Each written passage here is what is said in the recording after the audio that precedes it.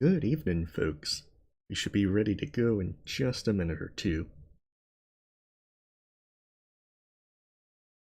Good evening, people, and welcome to some more streaming. Tonight we're going to be playing Sydney Hunter and the Curse of the Mayan. And this one's a pretty fun little retro kind of game that it reminds me a lot of Pitfall for the NES.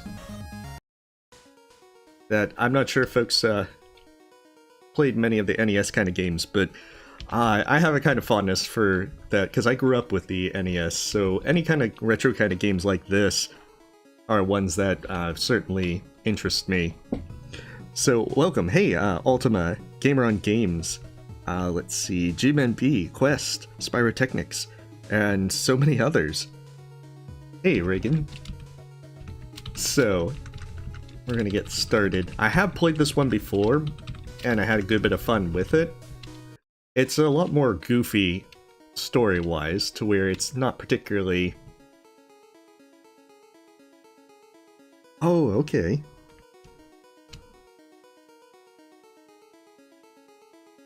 That's interesting, Robo-Wrecker King. Okay, there we go. Central America, the home... Oh, okay, well I guess it's going way too fast to read. I don't think I can actually skip this. I played this on the Switch originally, and I remember being able to skip the intro cutscene. However, it'll give some exposition. You're trying to save the world from time being frozen.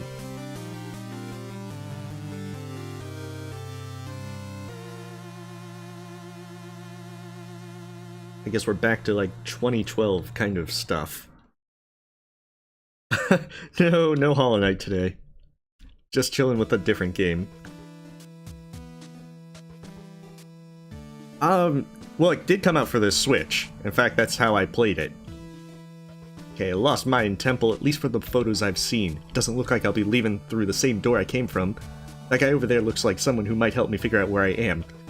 The last thing I need to find in here is another sacred tribe. I'm still having nightmares from my last encounter. Okay, so it starts out that you can't actually understand them. Oh, gotcha. Absolute Inferno King? It's a bit of a step up from Inferno King, but it's not that terrible, although I would preface this by pointing out that I died plenty of times on Radiant to stupid mistakes on my part, especially in the last phase, so it certainly not something to simply say that it was like a walk in the park or anything. Okay, so what you do is you collect crystal skulls which allow you to open up new rooms, kind of like Mario 64 and everything, all the various hub world stuff.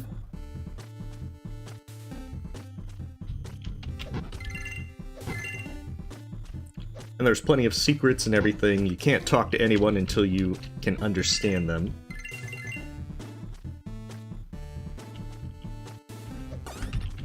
And then there's all these secret blocks and everything all around the place, so you kind of need to look around constantly. Town of Salem? I have not. You found a blue seashell. Although it looks a bit worn, this shell of wisdom will interpret all languages into your native tongue. This looks like that blue seashell everyone keeps pointing out. Maybe now I can understand what those guys back there were saying. Then again, do I really want to know?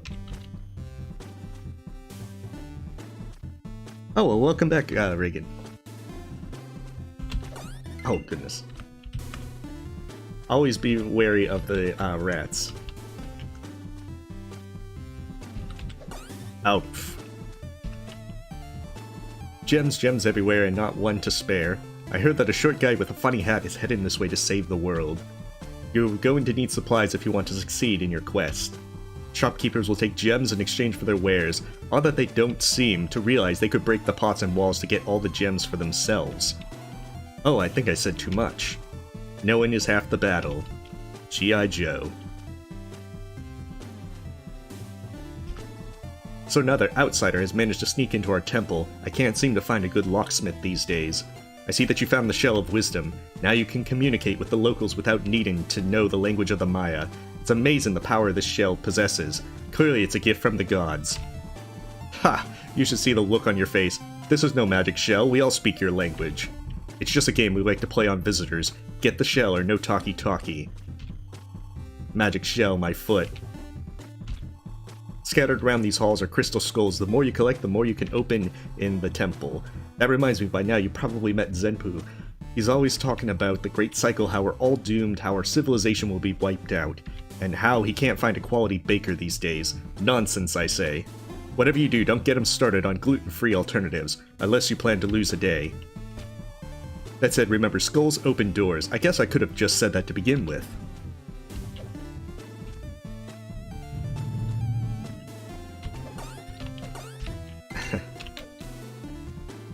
So among other things, your thing is that you just explore as much as possible, because there's always kind of secrets like this for gems or crystal skulls. And you have to get as many skulls as possible if you want to actually get anywhere. And of course, there's plenty of instant death, fire, and pits, and, well, not so much pits, but spikes.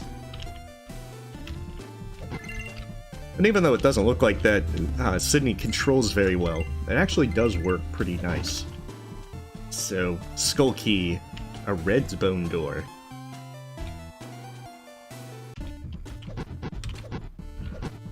So the various bone doors... Oh, okay. We'll have it to where you're going to need to find specific keys to constantly be able to go through places. Otherwise, you're not going to be able to get anywhere, and... I mean, there's usually a lot of secrets hidden between them. Wait, what? Oh, I don't generally swear too much, but I mean...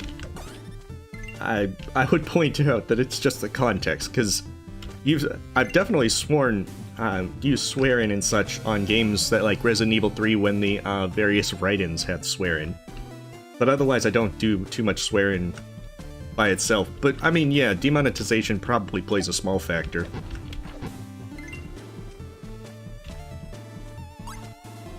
So, Crystal Skulls. Again, access to doors. I think there's 108, but you only need 100 to be able to get everywhere.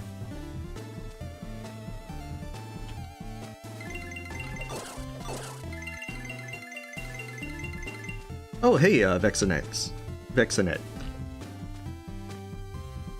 I mean, like any of the conversations that had various swearing in it in, like, West of Loathing, I didn't have any issues narrating that.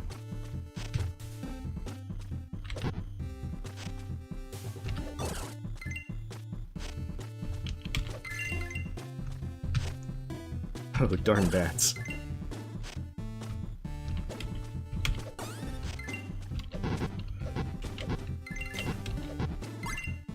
So you always want to go off the beaten track so that you can find the various skulls.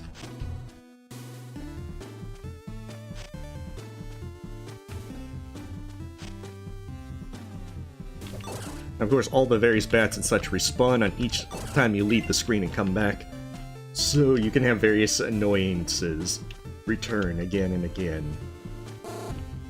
Oh, I think I used the earlier red key. Yeah, so that's the thing, you get another red key right over here. So on the first level, it's pretty mandatory to go all around, but it's to kind of motivate you to go back and forth checking out things. It's like the blue door way back there. I now have a key. Of course, the benefit of saving is if you die, then you're going to keep everything from that you've gotten up to that point. So if you're going through a lot of places that have like the instant death stuff, it's good to save beforehand.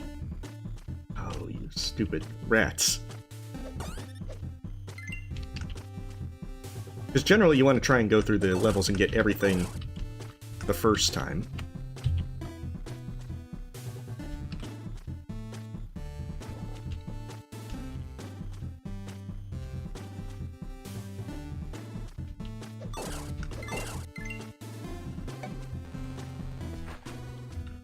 Although I think with some of the earlier levels, you do have to backtrack a bit.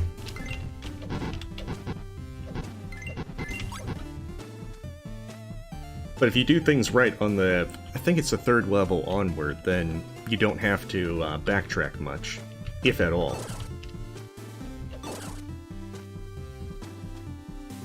Hey, Goat Lord. Hopefully your night is well. Hey, welcome as well, Hades Gore.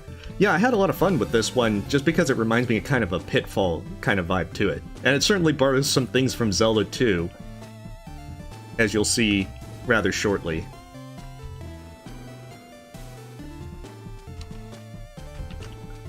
Okay, so now...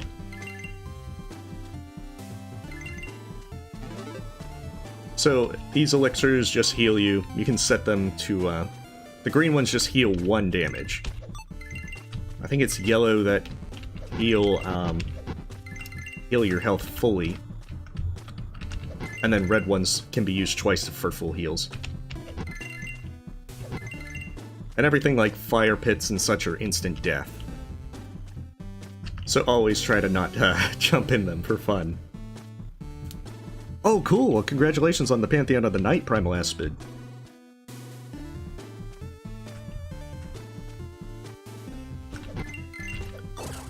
Oh, I'm surprised I actually hit that bad.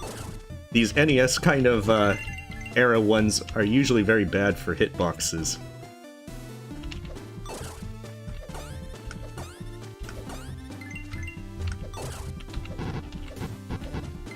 So you get used very quickly on this game to try and break all the blocks. Because everything hides stuff. And of course the yellow gems are also special. They give you a lot of money, but you don't really need money too much for, if I remember right.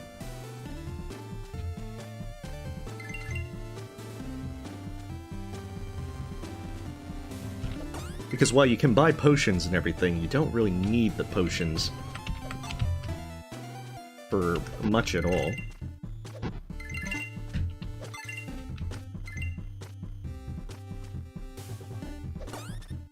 Unless you decide you want to get hit a lot. Which is probably going to be the case. I think there are some bosses and attacks that do 2 damage. We have the Mighty Flames of Keto, one touch is certain death. Stare him in the eye to find his weakness.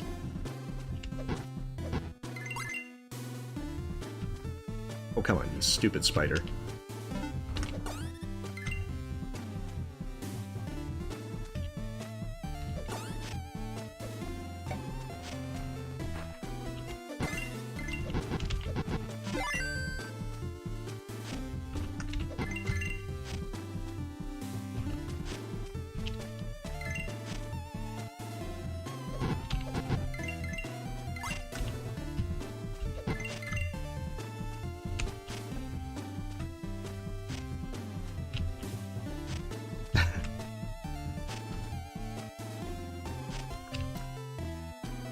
And even though it doesn't look like you have good control over Sydney because of the entire thing that he doesn't really jump very high or so forth, it does actually control pretty well. Which is definitely a plus, because it's so easy to go into instant death stuff if you're not careful. I think this came out last year, so it definitely came out after Shovel Knight. Like, there's a variety of different games that this one reminds me of. Although it doesn't have any of the pogo in of Shovel Knight. So the big shtick of this one is that he has an instant death flame wave that you want to avoid by using the platforms. And then just does a fireball.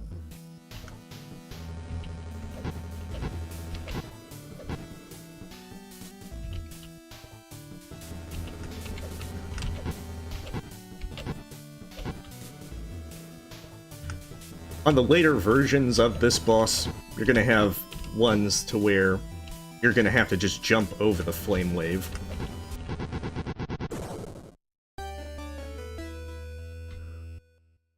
I definitely recommend Shovel Knight. I've only played the base game and not the DLCs. See, this is the Zelda 2 of vibes, because that's exactly from Zelda 2.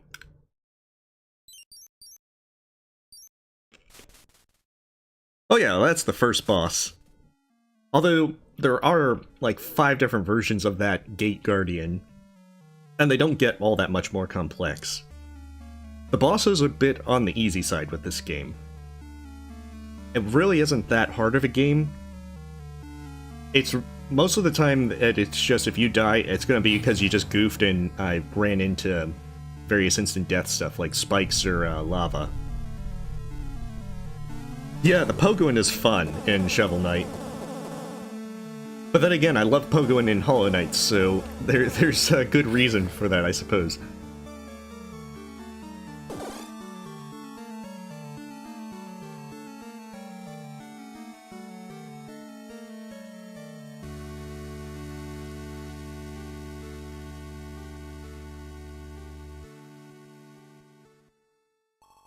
Above us is where the great calendar once hung. Kokokan swooped down from the heavens and broke the I'm not even sure how I can pronounce that correctly, so I'm just gonna say calendar into 7 different pieces, freeing... oh goodness, I'm not gonna be able to get these names right. The sun god. So they have been cursed. So you say it's the curse of the Mayan then? Actually, it's the curse of the Maya. Why anyone would name a game that way is beyond me. The calendar keeps track of all that is essential to our civilization. In the next 5 days, we will witness the changing of the Great Cycle, and the calendar will start anew. If the calendar isn't restored within these next 5 days, time will freeze and all will be cursed forever. The calendar is sacred to us, and today marks the first day. Okay, and even the gods themselves are rendered powerless and cannot protect us from evil. Every calendar cycle ends with 5 unlucky days. There is a legend of an outsider that would reverse the curse and bring calm during this period. Please help us restore the calendar, cure the curse, and help prevent time from freezing. Help us, Sydney Hunter. You're our only hope. And there are many other movie references and so forth in this game. The door next to me requires 2 crystal skulls open, however enter at your risk as this door leads to the Temple of the Jaguar's Sun. Alright. So as well, this is very handy, as you can see from the hub world, everything that you would find in there. Yeah, I'll certainly stream Hollow Knight again, Vexanet. It's just been simply, I've been kind of wanting a break from things. Part of the reason for a lack of uploads as well lately. So where's the exit to this place? Oh, I don't believe you'll be seeing the light of day anytime soon. Hey, I can see the sun from here. Your fate is sealed, unless of course you dare challenge the one we call Zablanc. Okay. This is his temple and only he can grant you freedom. He sleeps in the tomb in the east wing of this temple and is feared by many since he's quick to attack.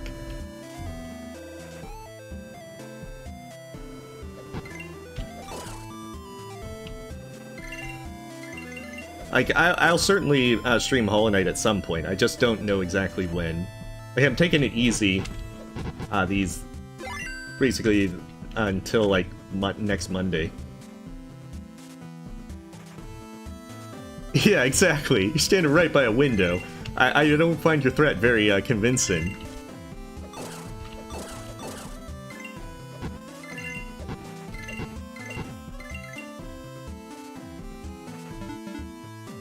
So that's the thing. There's a item that you'll need to be able to break those. Behind me stands an obsidian wall. You will not be able to break through it using ordinary tools. I remember hearing about a mysterious stone that emits a strange blue glow that can weaken blocks of obsidian. Come back if you find it, and the skull is yours.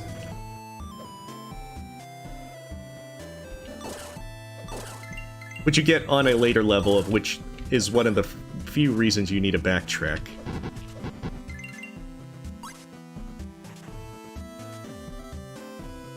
Well, thank you, Goat Lord. The, Nick, the person who made it, did an incredible job with it and Inferno King. So, I mean, all the, praise and everything certainly goes to them for their incredible work.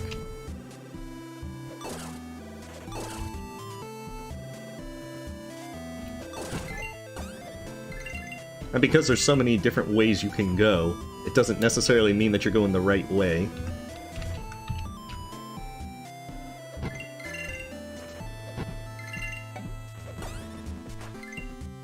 Yeah, it is a good bit of fun, Collector. Oh, jeez. In rebinding the various buttons, I did not, I don't think I did the best job with it. But the bindings were originally set to some weird stuff.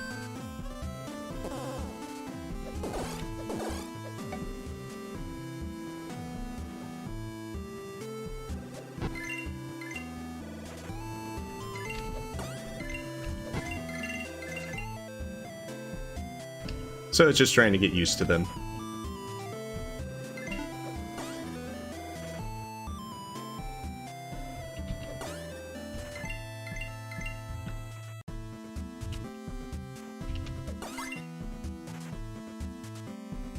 Oh, I think I'm already near the end of the level.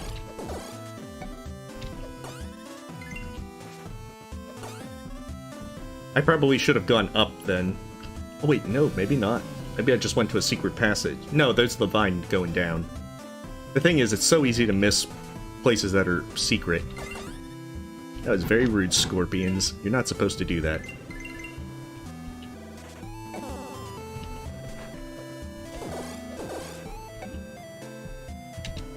So I'm gonna get the free heal. Oh, Among Us? I think I've seen a bit of that. Especially because I think I saw the Donkey's video with it.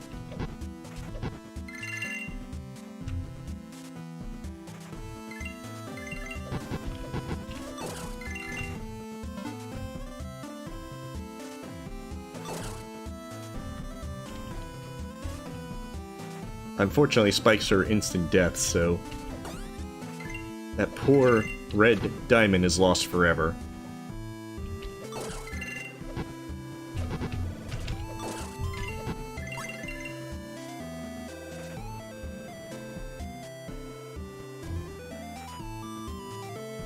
I didn't think I'd make it.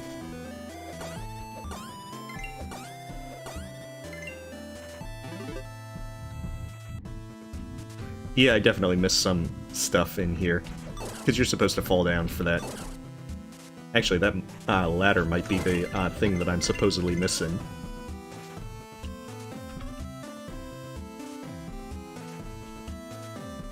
Now, I'm not exactly sure as to how much I'm going to try and get through tonight. I feel mostly because I'm not exactly sure as to how fast I'll get through everything. Oh, don't be like that, Scorpion. Oh, that's why. There's the obsidian thing that you have to backtrack for. There's also 2 endings to the game. Oh, okay. Jaguar is up that way, then. I vaguely remember that being the case. Aha, okay, so here's where the first relic is. Oh, not relic. Sometimes you get relics, sometimes you get keys for various upgrades. Yeah, there are bosses, Collector. Someone recently pushed that statue against the wall. The wall's probably a secret as well. I wonder if it's hiding something. Thank you, NPC, otherwise I would not have really thought about that. That's what it is. It's one of those blocks that are helpful.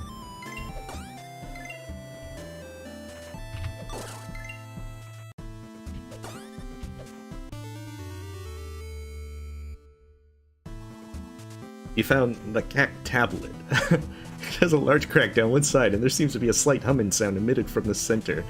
Which is probably the completely wrong pronunciation. What is this odd relic used for?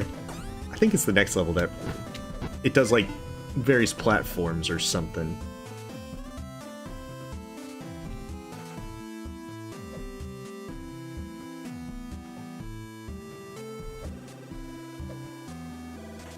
Stupid rats. They're like, the rats are quite annoying, just from their entire walking back and forth kind of thing. And they seem to know when you want to drop down.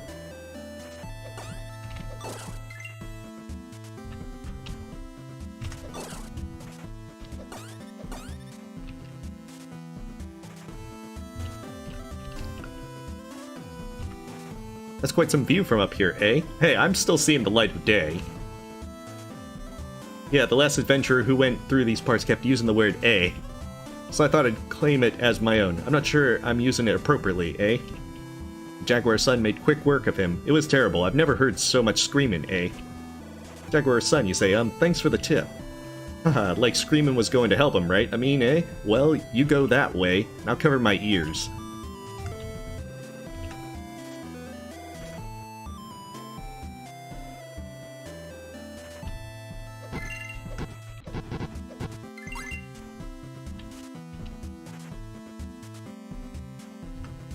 Okay, then here's where the boss is.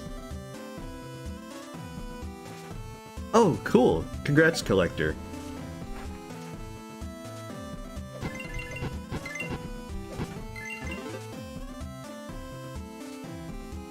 I think the big thing about this guy is he has an electric tech that does 2 damage, so you can very easily die when you only have 3 health.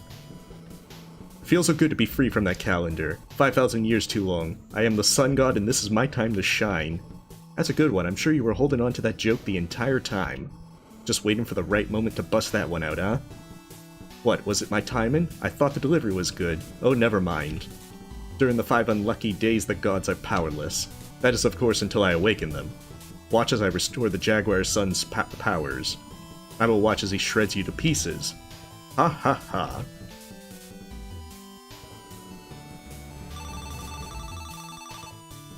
Okay, trying to remember exactly how this one goes down.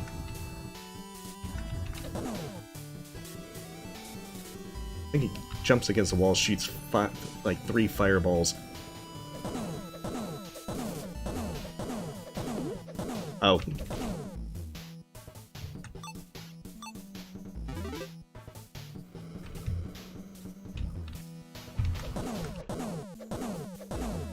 Oh, that's what it is. He does lightning when he's low health.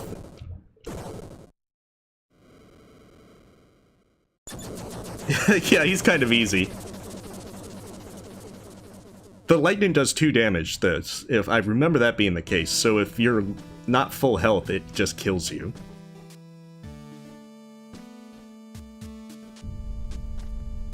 Well, I mean, after being sealed away for 5,000 years, I guess then your joke delivery does need some practice.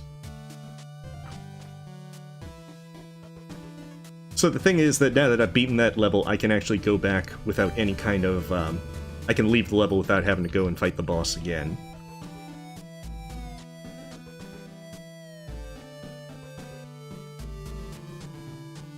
Also, more of the temple is open to me. How many do I have? 11. So I can't really do that just yet.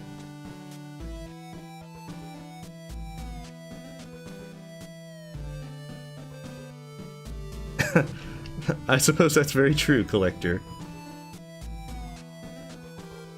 Okay, so that meal will let you increase your max health. I think it's a few more levels before you can buy the 5th and 6th health boosts. Aw, that's unfortunate. Yeah, you're not going down into the lava anytime soon.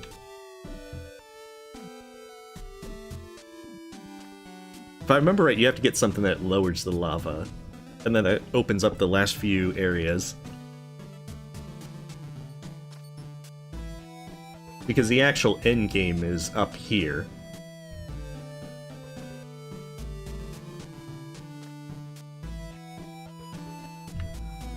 Alright. 8 skull door, temple ruins. There's 10 crystal skulls in here.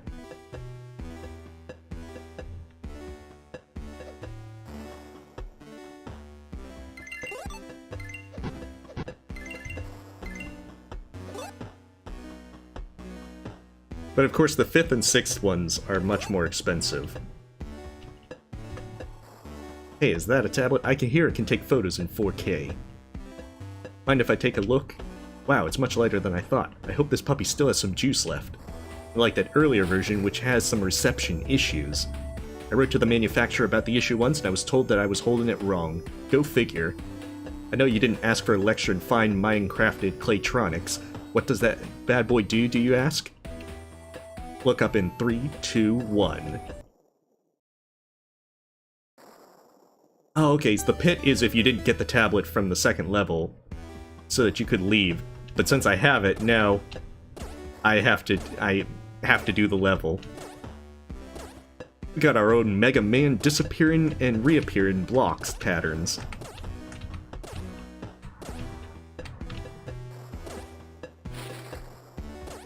Oh, the pedestals? I think that they're like various items that were stolen that you get from doing these levels that don't have a specific deity boss.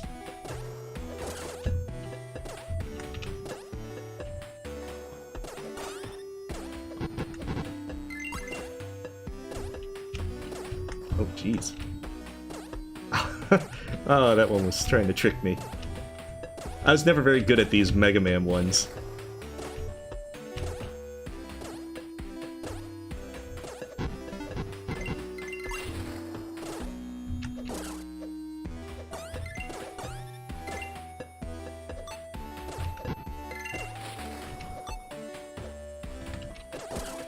Yeah, and because it's red, it takes an extra hit. That's how you know it's super powerful.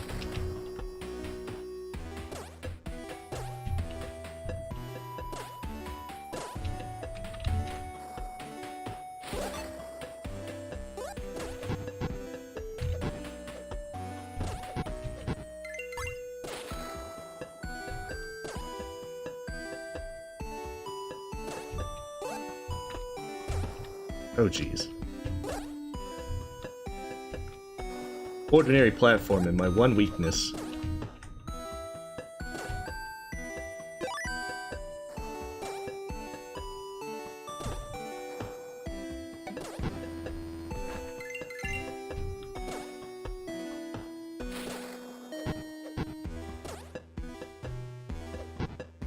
So the big thing is jumping in there. I think it gives you your second weapon. Yeah, you get the spear. The spear is great. It's also the only weapon you can use underwater. You can now attack enemies underwater from farther away. To use this item, yeah, we know.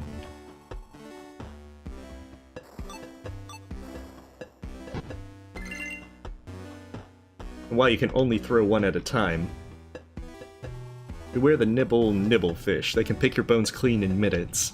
Try throwing a spear underwater. They can make quick work of these deadly vultures of the sea. Don't stay underwater too long, though. That never ends well.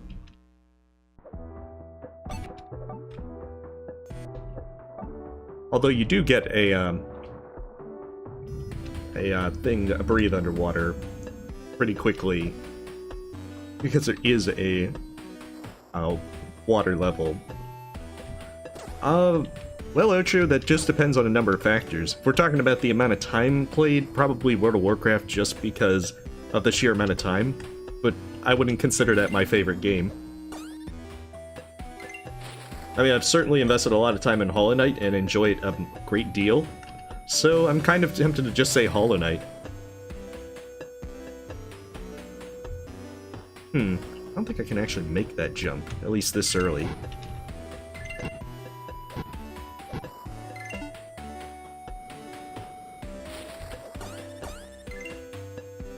Okay, that's what it is. I have to go up that way. Bombs come in handy for breaking your way through some areas. Use them to also find hidden rooms. Oh, and every 7 seconds a new bomb appears in the same spot. Now that's handy. Use a bomb? Yeah, okay. That's how bombs work in real life as well.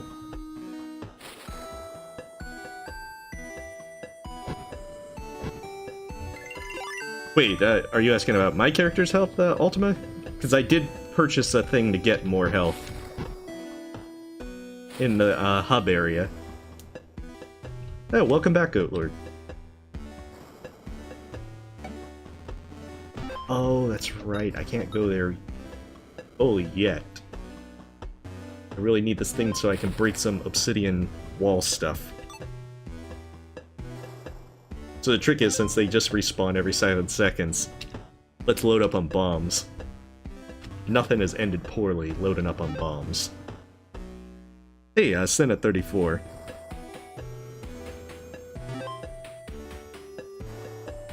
Of course, you don't need to buy bombs, so that helps a lot.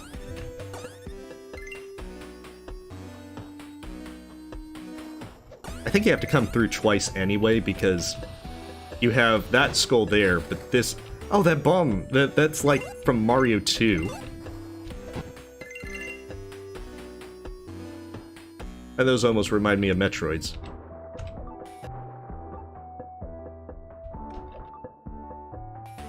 Unless they really are Metroids. Yeah, it's like Bomberman as well, so there's a lot of NES kind of, influence. Uh-oh. Well, I'm sorry to hear that, Mr. Squiddy.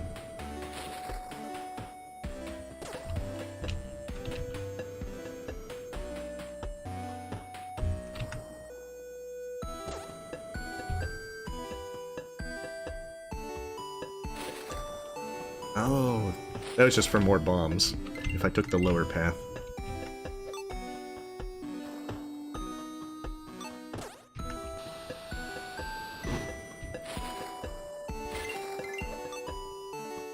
Mr. Squiddy? Yeah, well, at least I found it enjoyable. Your mileage may vary. Like, if I enjoy a game, that doesn't necessarily mean that you will either. But I enjoyed it for what it was. I'd also point out that the game is like $10, but it's usually discounted. Okay, so this one, I won't be able to use those things to be able to dodge the fire wave, so I have to jump it. Which might means I'll die because I don't get the timing right. Oh, I can still mess it up.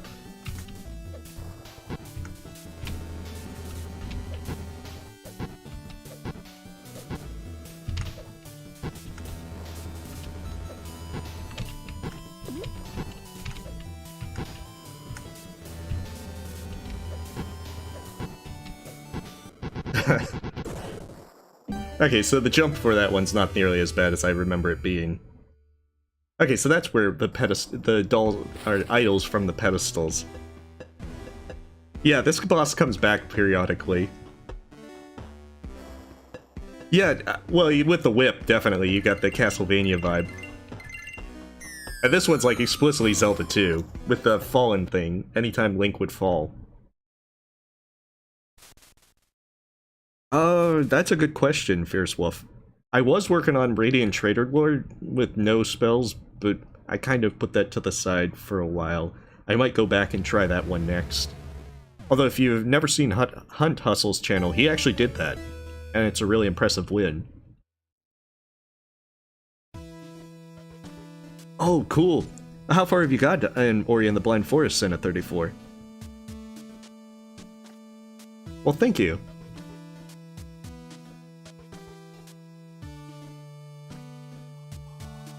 Okay, so I got everything from there, but I need the thing to break obsidian walls in order to get the remaining crystal skulls. So I've got everything in the first level. And I'm missing crystal skulls from there until I get the means to break obsidian walls. I think it's in this one.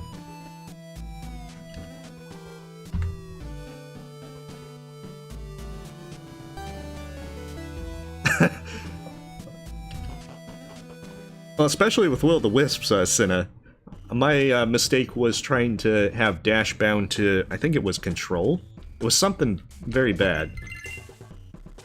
That I certainly regret. If I remember right, that's not anything that's like instant death. Oh, we got purple doors now.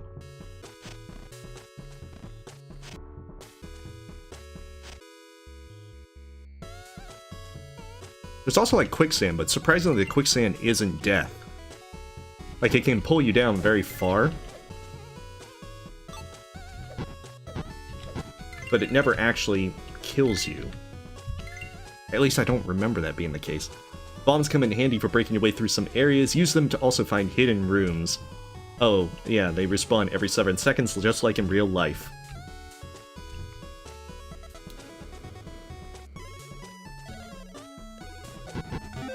Oh hey, I didn't even think about hitting that.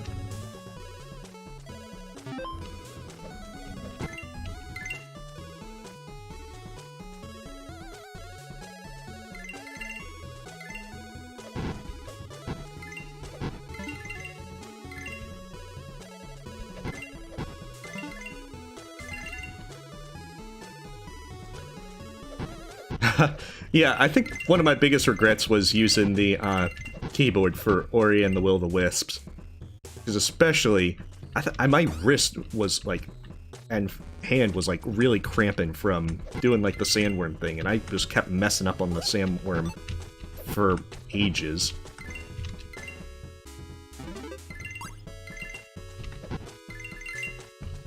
When I went back and did it in hard difficulty, I basically just remapped the dash button just so that I had it a lot easier.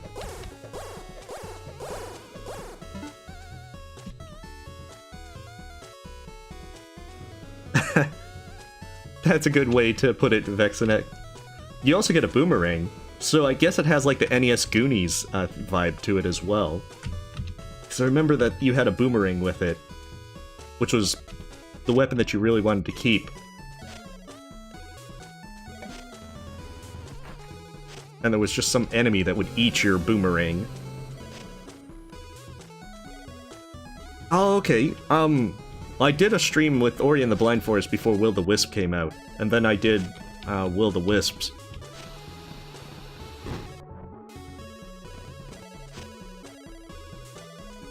They're probably somewhere.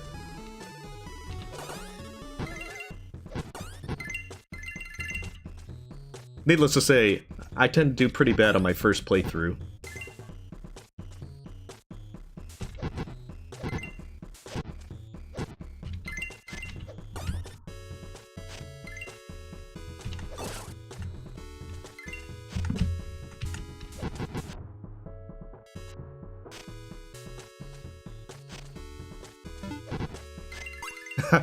Yeah. Well, I think for some games that it's easier to just do it. Oh, okay, that one is not going to let me get through there as quickly as possible. I got to see if I can do this fast. Okay, there are things that let me breathe again.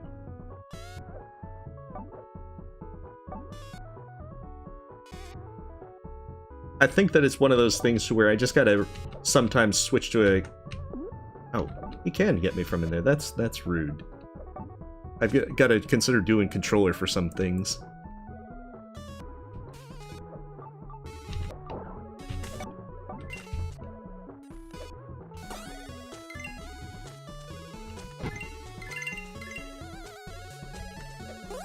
Yep.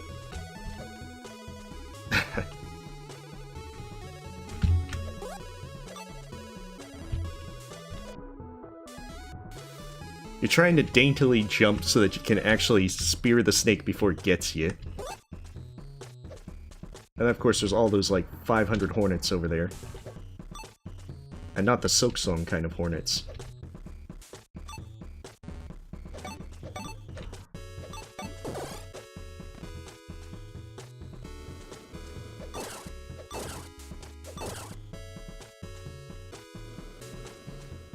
Hey, Noelle, hope everything's going well for you. Oh, geez, I needed that platform. Let's do that again. This time without wasting my platforms.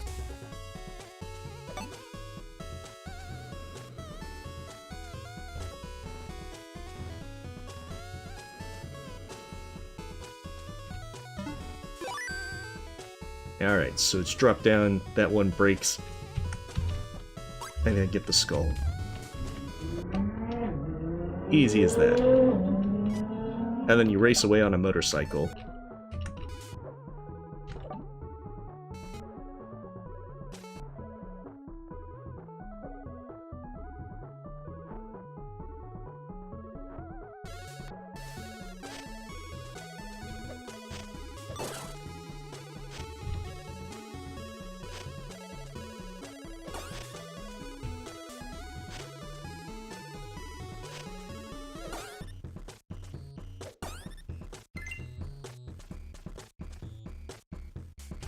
Okay, now we can finally go this way. As you can see, it's very easy to get off the beaten track.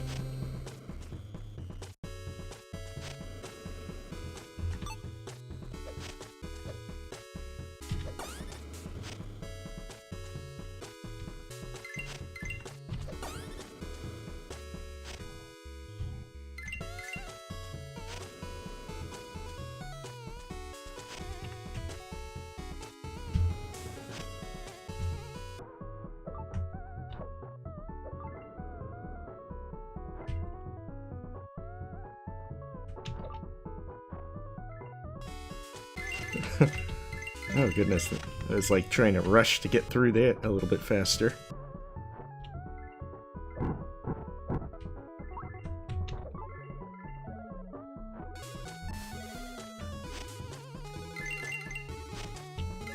And although you don't really need the money that much, the things like your final health boost and everything is actually quite expensive. Aha, the boomerang! They gave me that one pretty fast. I think the big thing about the boomerang is it goes through walls.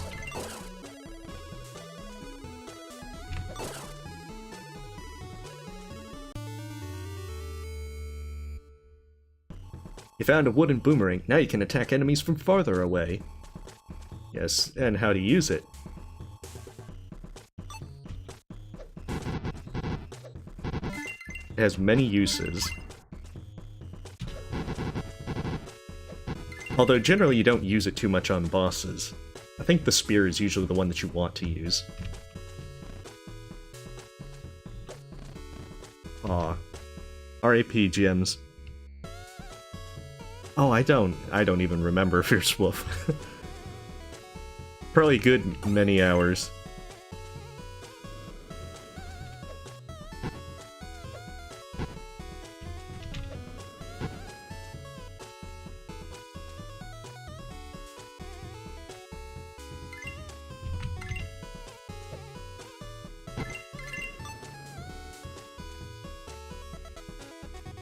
Oh, that's a pretty unpleasant jump.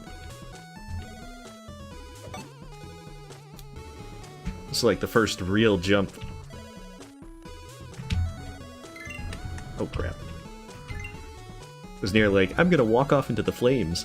The path ahead leads to the chamber of the Bee God. Many traps await anyone foolish enough to seek his tomb.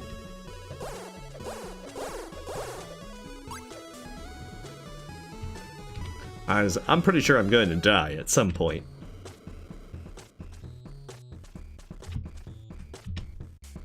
Like, I will mess up some of these jumps.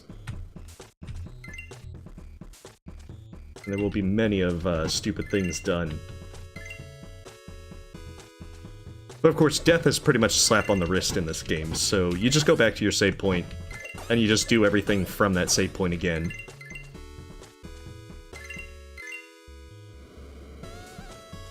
Hey, Sleepy Bean. Hope everything's going well for you. This is Sydney Hunter in The Curse of the Mayan. It has a very big NES kind of retro feel to it.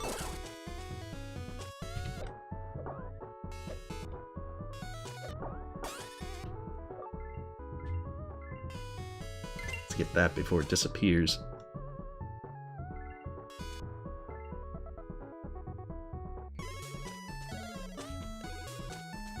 I have a few mods. But if they don't show up, it's totally cool. Again, there's no obligation or anything to show up or anything. And not to mention, we don't have too many problems with folks in chat to where that much needs to be done in the first place. Oh crap. I noticed the thing as soon as I got up there.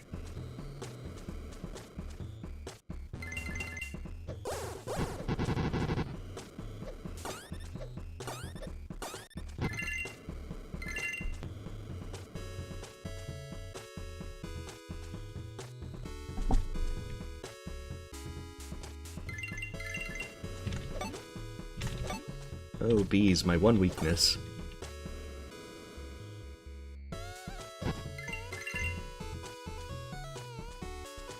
Wait. Okay, so that's probably from a different side. The real question is whether I want to go... Oh, okay, go up first and get all this cool stuff. Including bombs.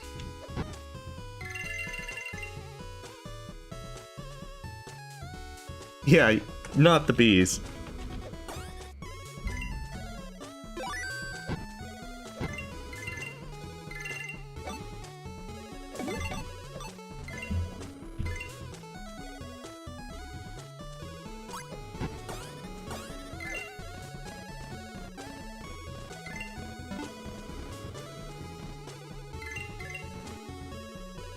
Oh, okay, so that's how they connect.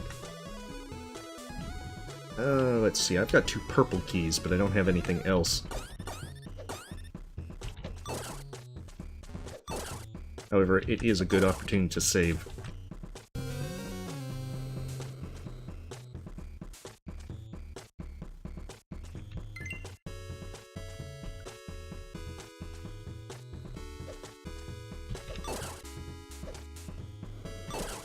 Oh, jeez. Jumping into fireballs is not a good idea.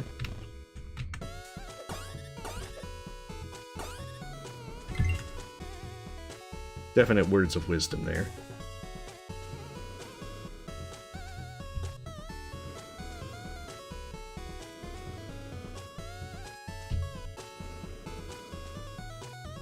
Yeah, although there's not really movement upgrades in this game.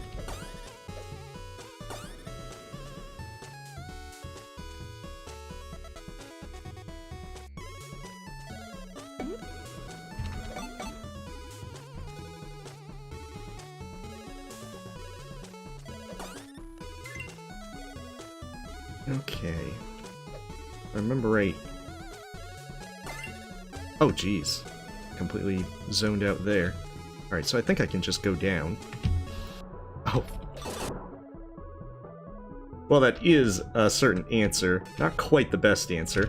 On the plus side, I can heal.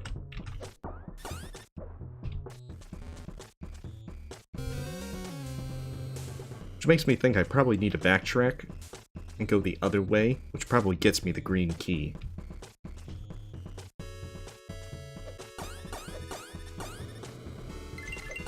Particularly since I've missed a few things from the upward path.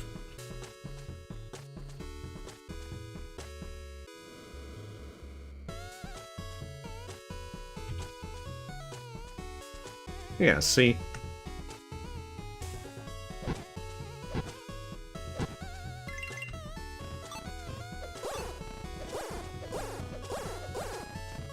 Haha, green key.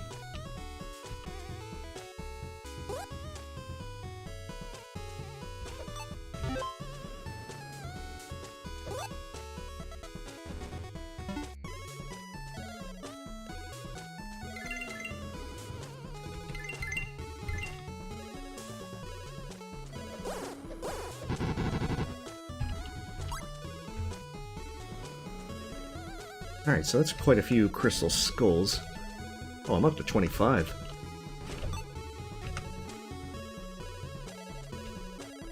Alright, well you have a great night, Goat Lord. The boomerang has it to where you don't really have, I think the problem with the boomerang is that once you throw it, you have to wait for it to come back, so you don't get as many hits in as you do with, say, the, oh, that's the way I came. As with, say, the whip. The whip does get upgraded, as your means of breaking obsidian blocks is only with the whip, but you also get another upgrade to where you can shoot fireballs from it if you're at full health. Which is one of those incentives to play good. Although, to be fair, you can just use the spear.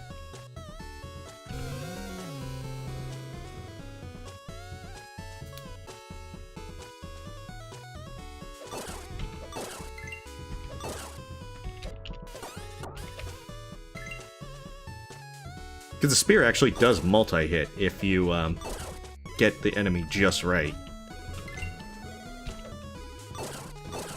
Oh, that's another thing.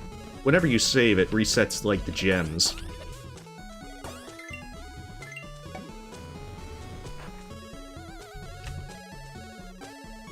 Like, the one thing is that while the doors are annoyances early on, you actually do get a skeleton key, like, halfway through the game, which completely trivializes all the doors.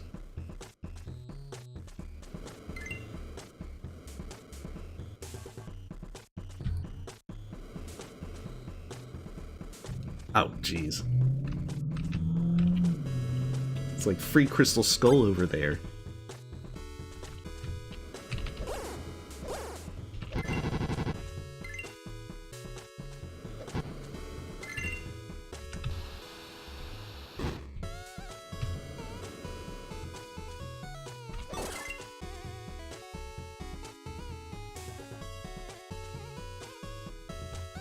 course.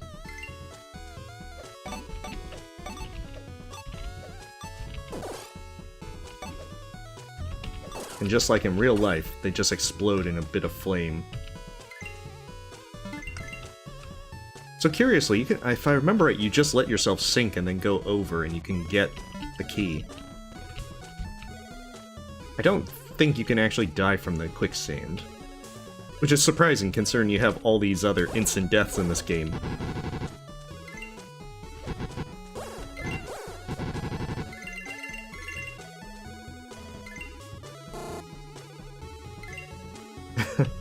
The early game is all about, where is this darn key?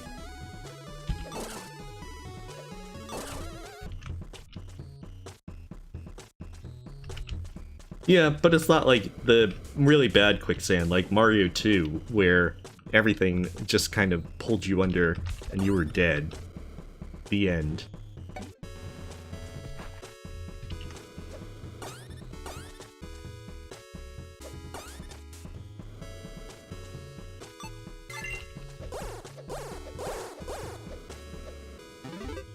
I mean, sure, if you make a game, then I'll be glad to try it out and play.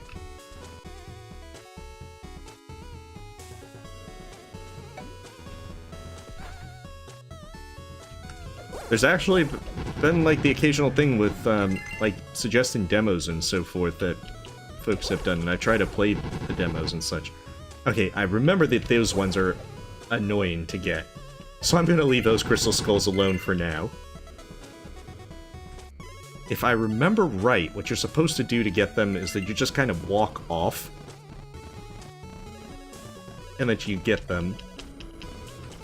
But I'm not interested in dying just yet to test that theory.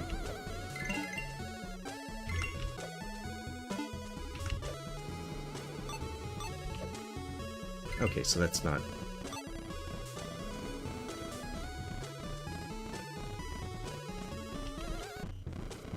Oh, I missed something. 1 second.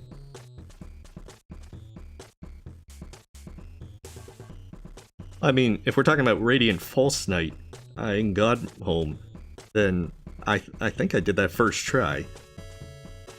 That's not a difficult one.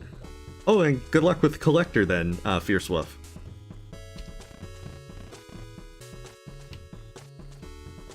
Although I think the first time I did Gru's mother on Radiant, I killed her and died at the same time. And I thought that was a good laugh. Oh, this one came out in 2019, I think, G-Man?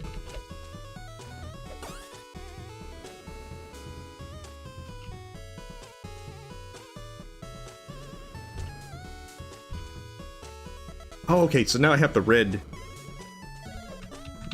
Now I have the dang red key that I needed to be able to go this way.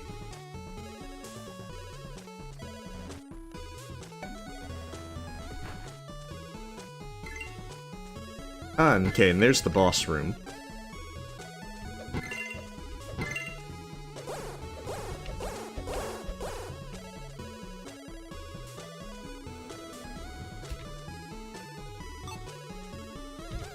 Well, not so full now.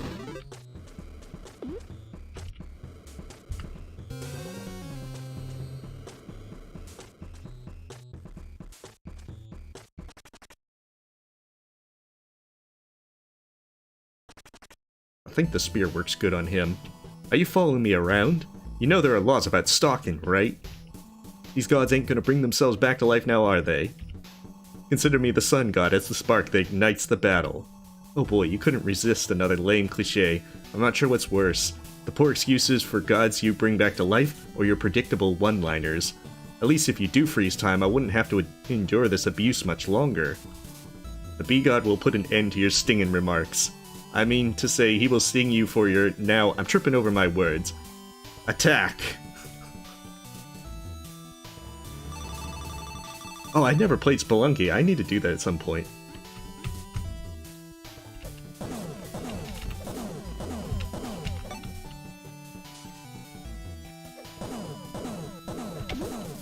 Ah, he's summoning bees. My one weakness. Of course, setting them on fire is apparently a bigger weakness. Yeah. The dialogue is not serious in the least.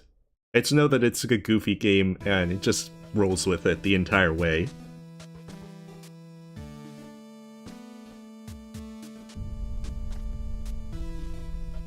Sure.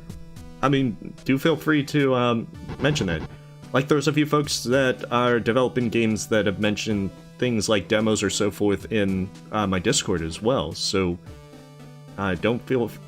always feel free to just kind of do that and do like in the self-promotion if you have something like a demo or you just want to post something.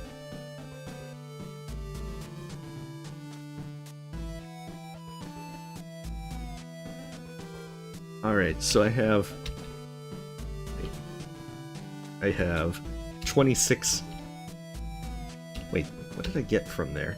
Did I get the relic in this place? Oh yeah, it was the boomerang. I think the next one's on the left side. Yeah, because that one's 30. I have actually never played Minecraft. It has been suggested.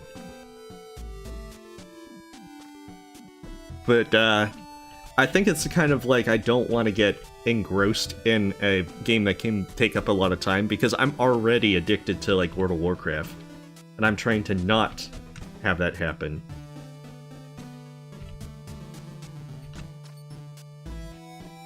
Oh, you don't want to go down into there. Okay, so I have barely enough crystal skulls to go into the Corn God's room.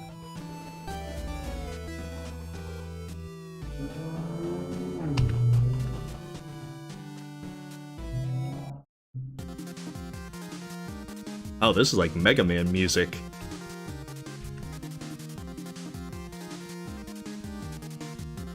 We just stepped up our game.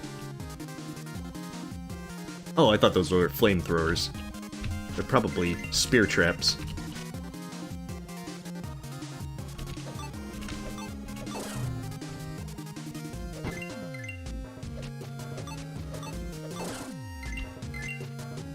Oh, those do hurt. I forgot if they did or not. It's kind of surprising because you don't actually get hurt by most of the dirt-related stuff.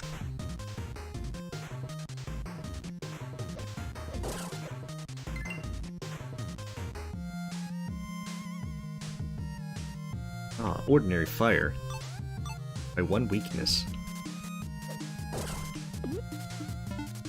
Worth it.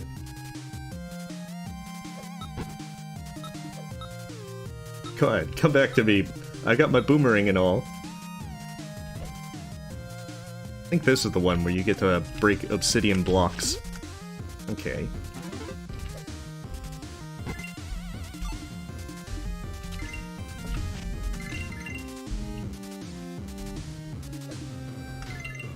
Oh, jeez. Alright, where's some more stuff?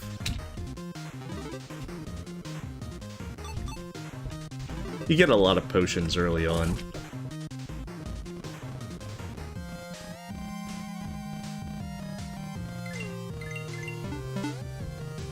Oh geez, I wish I had known about those hidden pineapples in the dirt that Sydney is perfectly fine with eating.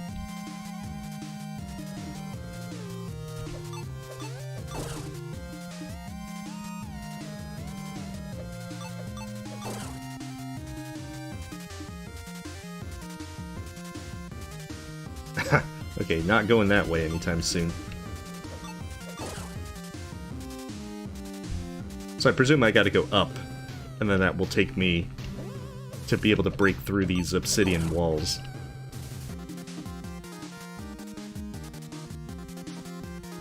Yeah, there's a few places like this level that the music is really good, even though you'll be listening to this for a while.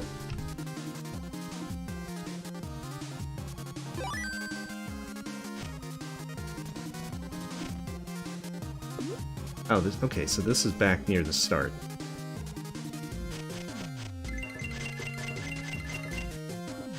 Like a dramatic chase.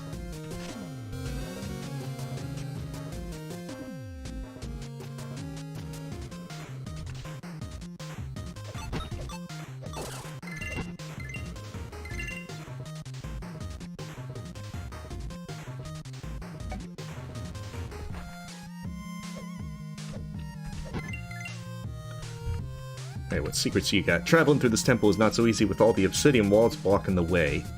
Kinda noticed that. In the next room is an item you'll find most useful. If you got a blue key, that is.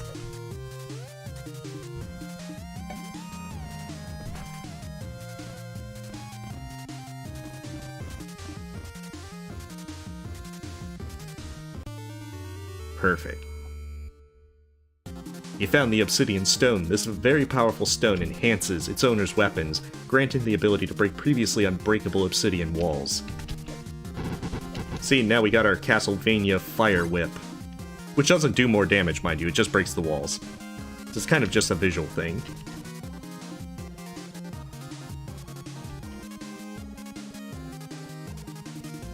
Oh, I've actually played through Terraria Ocho. I did normal playthrough and then Master Mode when 1.4 came out. Let's see. Do I still have a bomb? I do.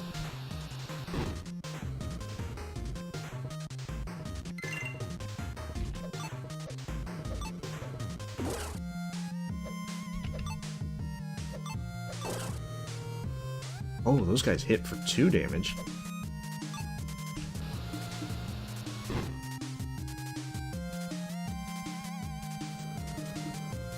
Yeah, I know that folks have also suggested doing modded Terraria, which would be fun to do at some point.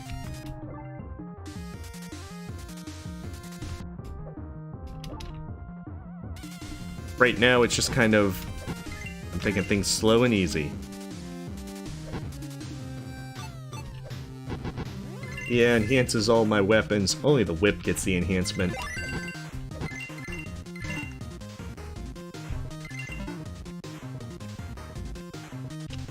Yeah, it's just one of those things that with as much time as Terraria was, I didn't want to just kind of jump into modded and be spending a huge amount of time with it right away.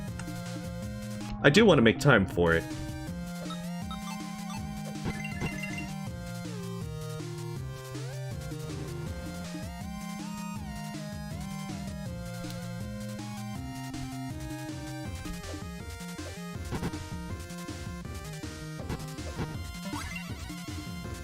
But it's one of those things you just don't want to jump into something prematurely. Alright, what's up here? Oh hey, probably another crystal skull. Oh!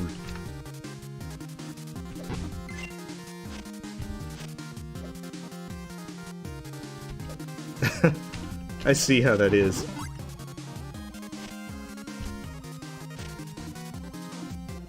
That's how they get you.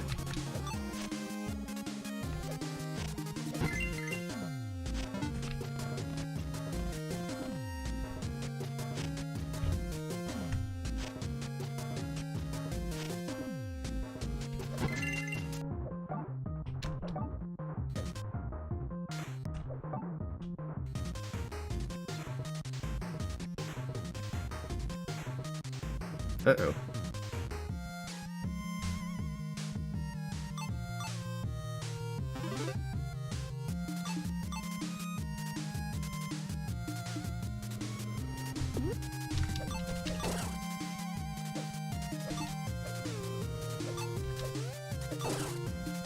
The good thing about the thing with how this game does items and so forth is, if you do die, you don't actually lose anything that was used after you saved, since it pushes you back to your save point. So, for instance, if you use a bunch of potions on a boss, you still have those potions back when you die.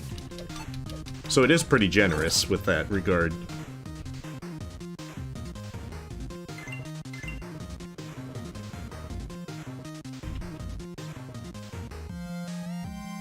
Oh, I should have gone the other way. First.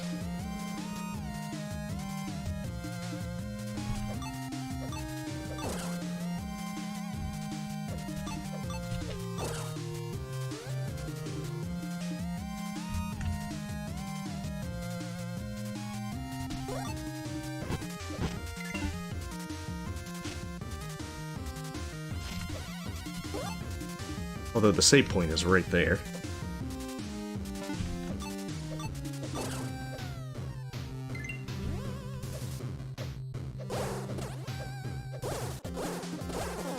Those guys are actually kind of annoying to kill.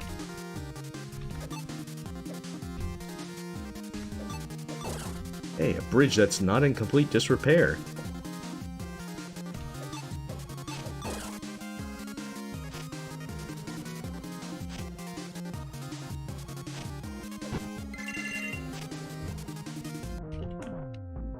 Alright, well, you have a good night, Ocho.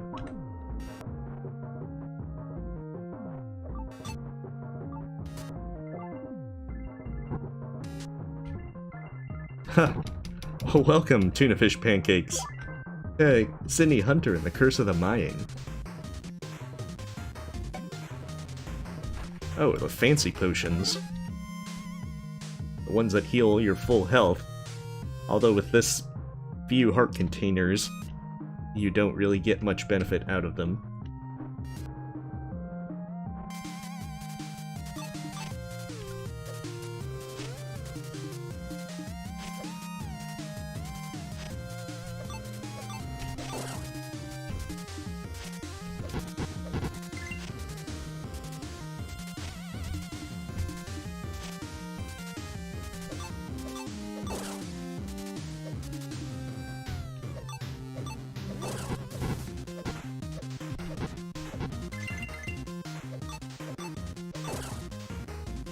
Aw. R.I.P. Red Gem, lost forever in the instant death spikes.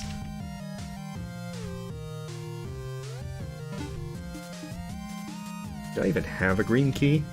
I do! I'm actually surprised.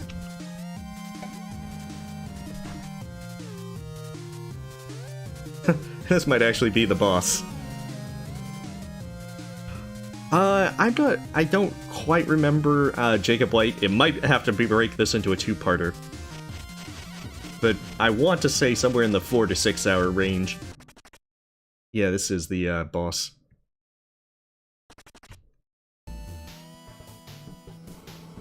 Amaze God is one of my personal friends. He raises the corn while I provide nourishment rays that result in photosynthesis. I wear many hats, you know, overseeing the calendar, providing beneficial sunlight to grow crops, and burning anyone who dares cross me. I am the complete package. And yet, there's... there was to be a bride many years ago. She double-crossed me, and let's just say that I set her free. Her very name has been erased from this land. Even her own family doesn't remember her. Thank you for undoing thousands of years of therapy by asking. Sounds a little extreme.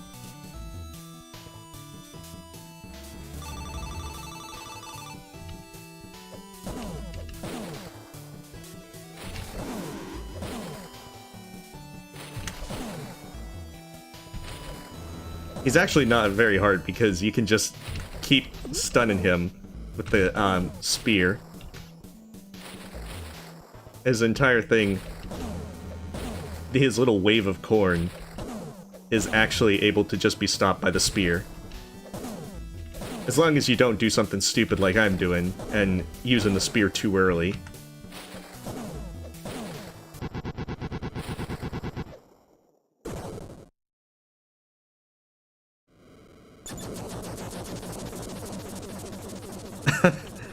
Hey, look at all the corn in the background. I got all the corn now.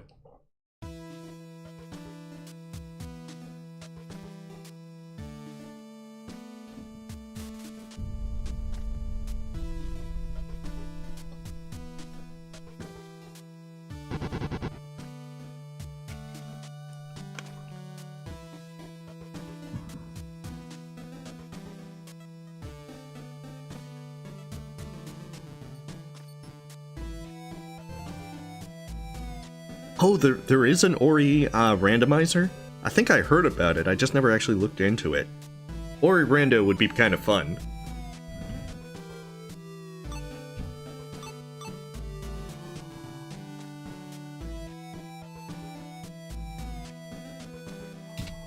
Alright, so I have 31, enough to actually go into those places. But since I can now break the obsidian blocks, I think I can get the rest of the crystal skulls.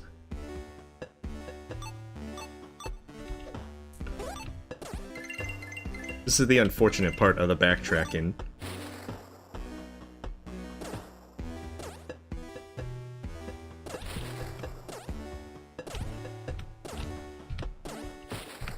Because while you need 100 crystal skulls to enter the finale, unfortunately, there's only 108 in the game. So you get a few options to ignore a few, but you still have to do quite a few of them. At least if you want to get to the finale. That said, there's also the stuff for the 2 endings. It's wholly dependent on whether or not you get a certain item or not, which is easy to get. Like, if you want to go for the bad ending, you have to pretty much be specifically deciding to not get the item in question. It also makes the last level harder. Not too much harder, but it does mean that you'll have some instant death to deal with. Oh, okay, if you want to make it harder, Room Rando definitely is going to up the difficulty factor. Like, especially if you turn on all the harder skips and so forth. Oh.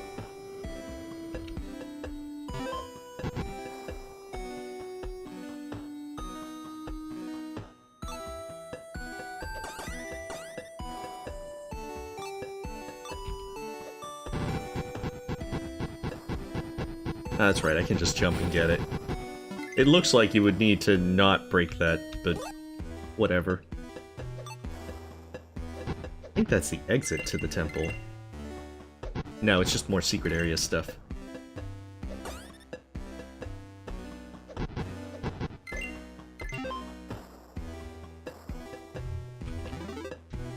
Oh, that was dumb.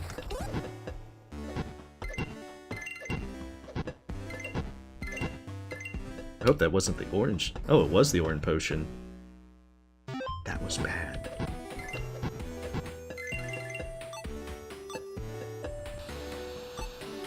Unfortunately, the binds aren't exactly set very well for this.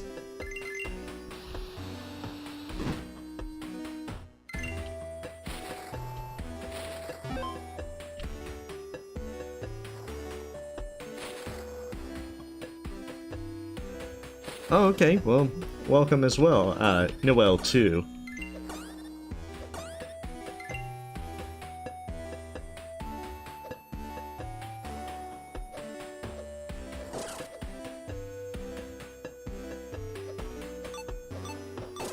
Oh, that's what it is. This one's the annoying one to get.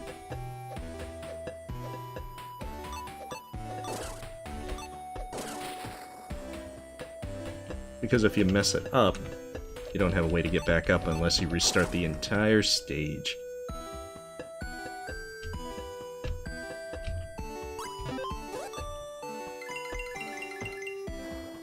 Oh, hey, Captain Aaliyah. Welcome. We are playing Sydney Hunter and the Curse of the Mayan. Kind of retro NES kind of-ish game. It's actually quite a bit of fun. Aha, free potion.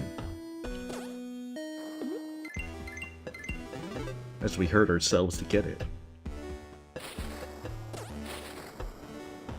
Which I think now just means that I've got that one, not potions, crystal skull back there that I'd have to go back and restart the level again to get.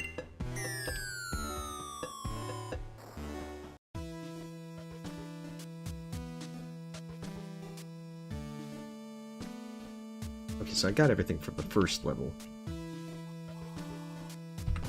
I think it's this one that I need to backtrack and get a few more because of the obsidian blocks.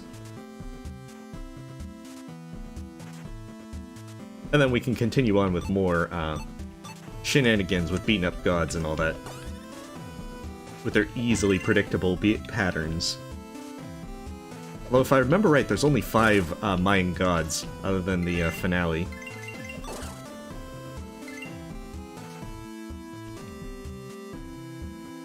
Oh, that's what it was. I didn't come over here. There's definitely a crystal skull there.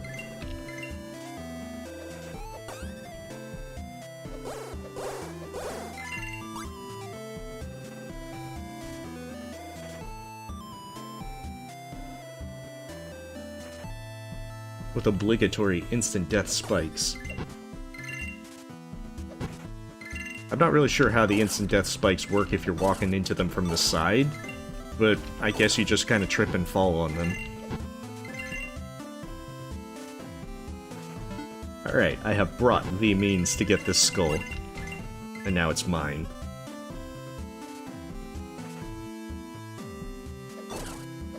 So now I think there's just one more. Because it showed I had 5 out of 8, and I've gotten 2 more. The backtracking's also a pretty decent way to pick up some additional gems since everything kind of respawns.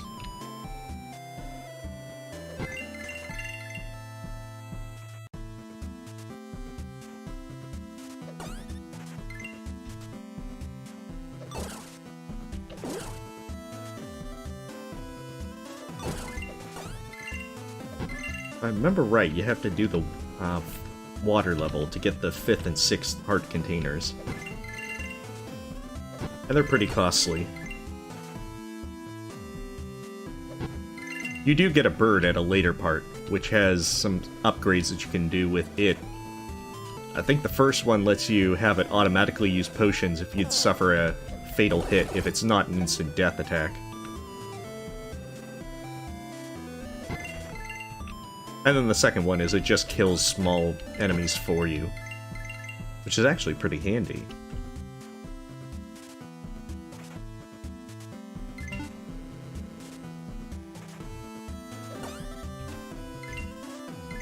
There is a somewhat bit of annoyance when you have to respawn. Okay, well you have a good night, Noelle. When you have to redo certain levels, at least the introductory ones for the crystal skulls you missed. But otherwise, it's pretty enjoyable being able to go wherever you like. Ha! Well, that's a good way to put it.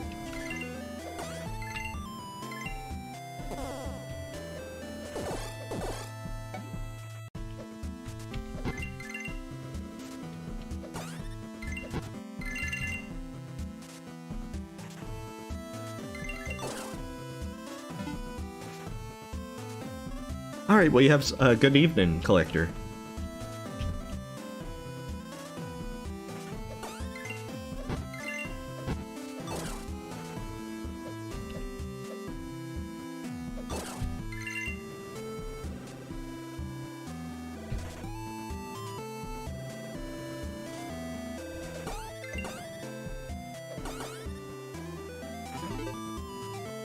Of course, the backtracking is also a pretty good way to just load up on gems and potions that you otherwise would have used.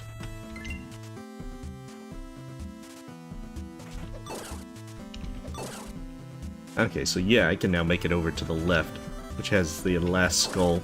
Probably some the yellow diamonds as well.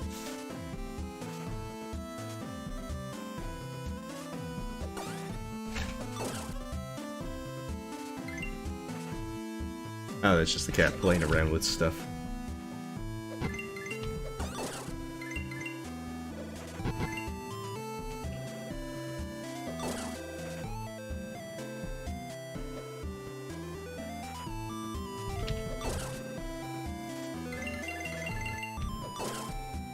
Oh, that's interesting. How do I make that jump? Wonder if it's just a leap of faith. I believe in myself. Okay, it is a leap of faith. Apparently I believed myself enough.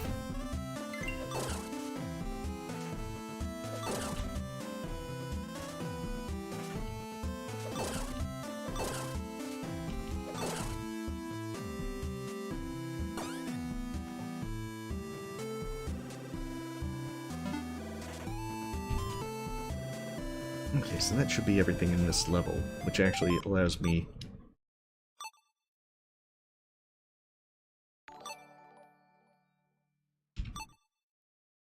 Oh, well, thank you, Son of Rebirth, for the sub. Okay, so I'm up to 36 now. I think the next area... There's 2 different areas I can go to. I think this one on the left is the water level.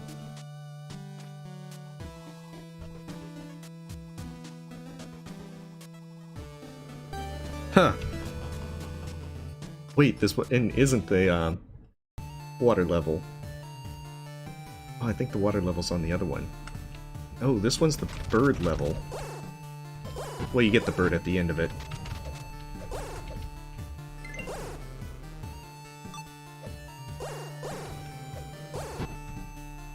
Okay, the red ones are the ones where the bones, when they shoot out, when they explode, hurt you, I think. Because there's red ones, they hurt even more.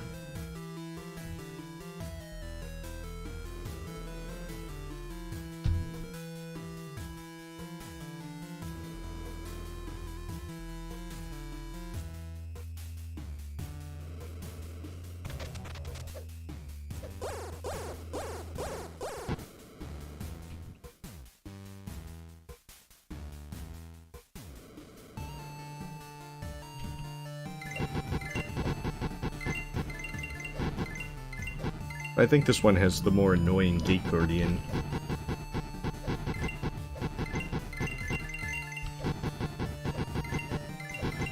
Though I think it wasn't that bad if you knew what to do.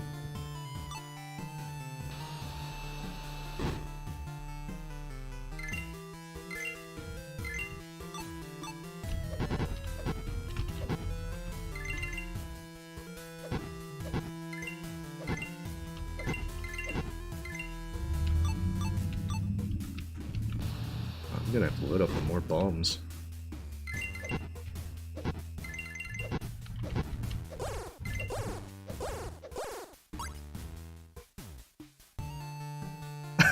No, this isn't a date and sim, Senate 34.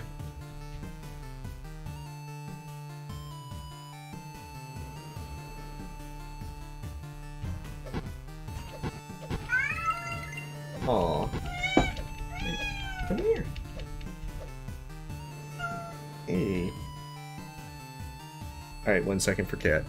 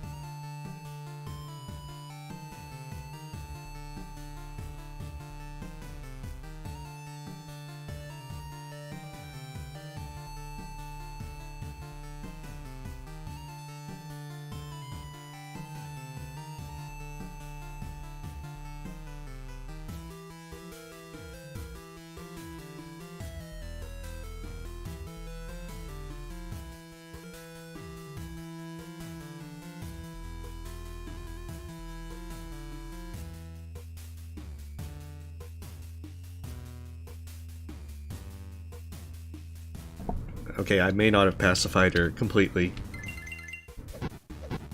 But we'll see. I have to devote some more time to have her relax. Then that'll be fun.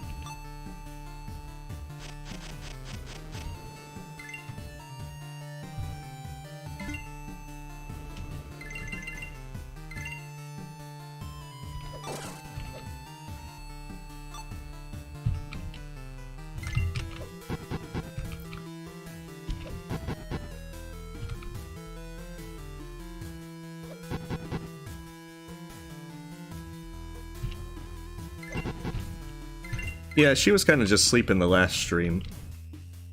She's been a bit more, I don't know, sleepy lately. They're just kind of lounging around. I think it's also because since I'm off work and everything this week, she just kind of... She's not usually seeking too much attention if I'm around all day. Okay, the dreaded red skeleton. Which really isn't that bad. However, the flames do, I think, 2 damage with them.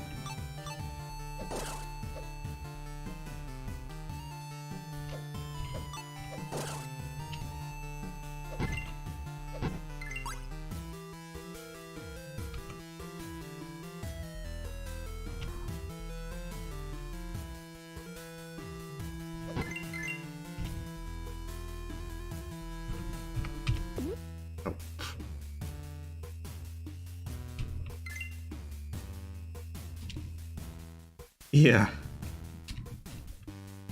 They're using magic Ultima. It's like Mayan magic.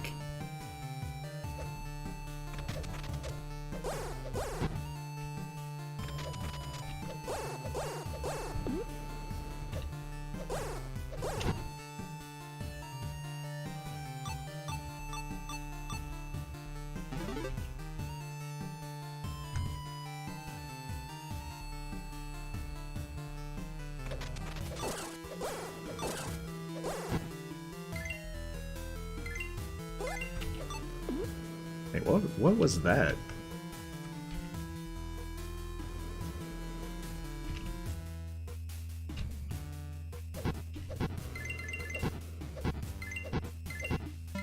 Oh, awfully convenient. Give me the key that I need in the same room.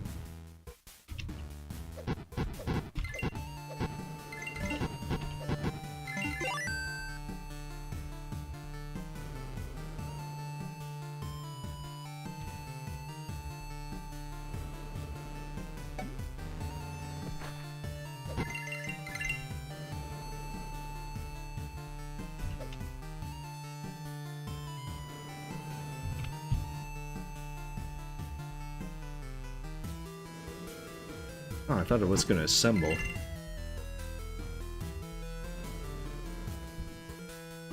Oh, I guess not.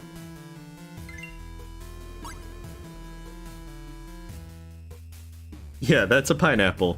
They're the good kind of pineapples, the ones that heal you when you eat them. Just like in real life.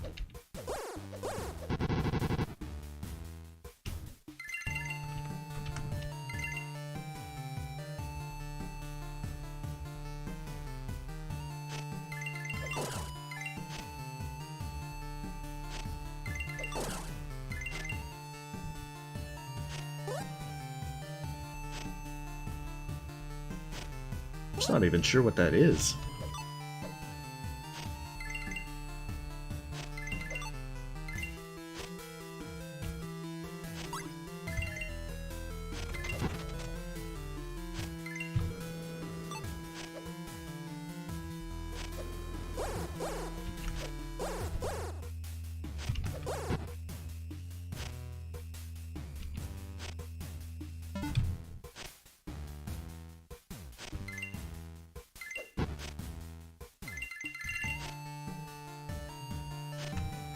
But yeah, I'm not hungry for pineapple, so I'm gonna leave that there.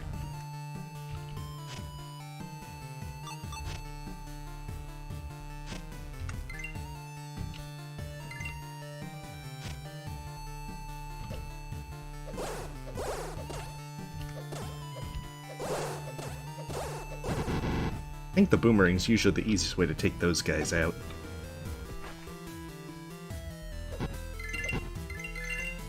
I don't know, maybe it's just green putty instead of void. Oh, this is one of those annoying kind of rooms. Like, wait for that, and then run. And then wait again. And then run.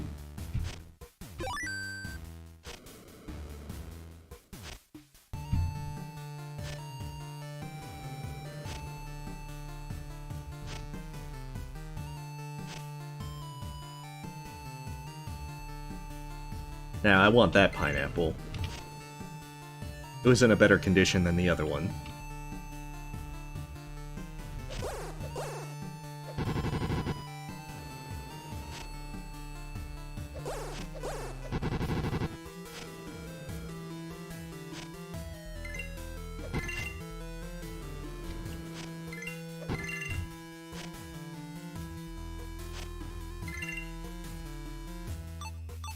Yeah, if I remember it, you can easily cheese this guy by just going like, aha, boomerang. Oh, well. Maybe it's just easier to fight him directly. Unless you have your little green void.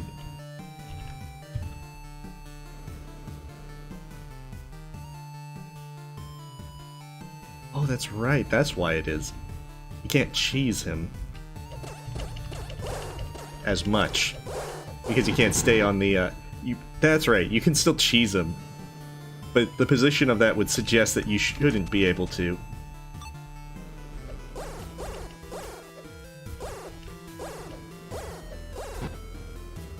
Alright, get away, red skeleton.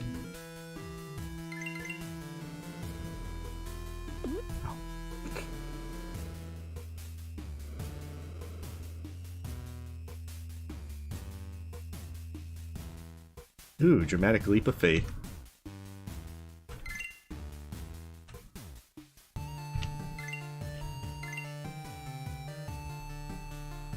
Oh, the instant death crushers.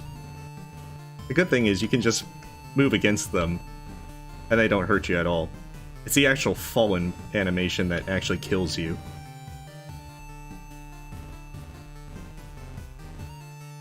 Like, you can even jump into the spikes, and unless it's fallen down, it's not going to kill you. At least I vaguely remember that to be the case. I'm not going to try it because I don't want to actually get killed by misremembering things.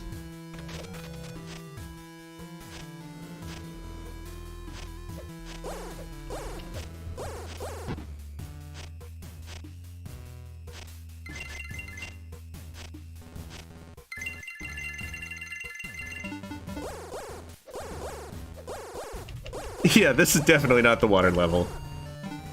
I think it's the other 30 Crystal Skull one. And I just mixed up their positionings.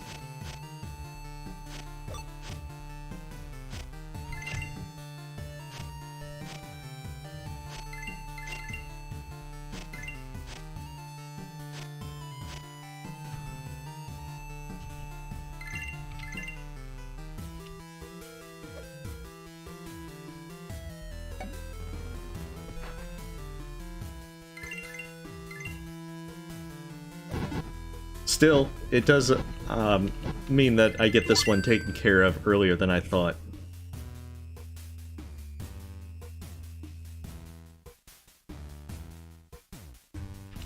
I think this one gives the bird. Okay, yeah, so this one brings me to the boss, which I think it has a much faster fire wave thing.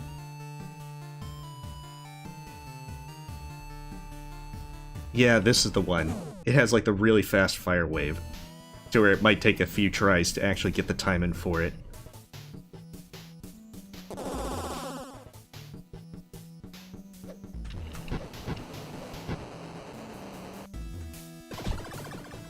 Okay, so that's what it is.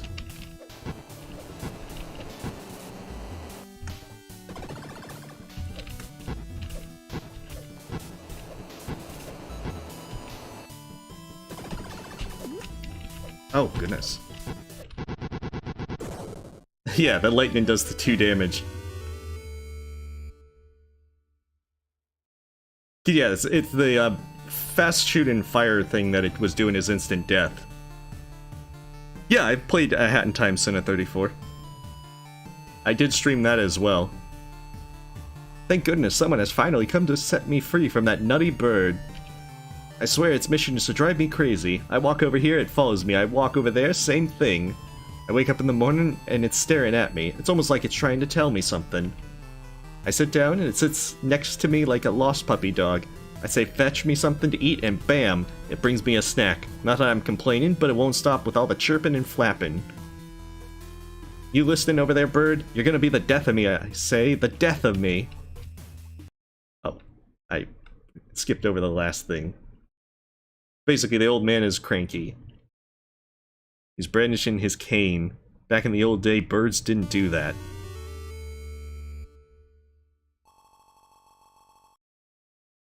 You found the mask that relic allows to see paths not visible.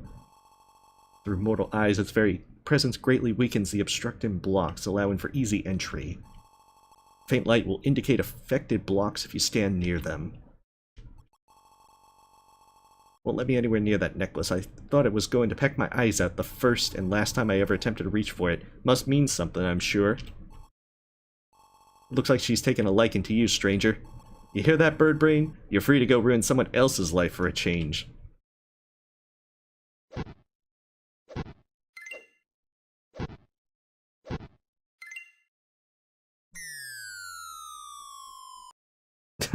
No, I said an old man was cranky. As in a descriptive method. So the big thing about the bird, it doesn't actually do anything yet until I actually get these upgrades for it.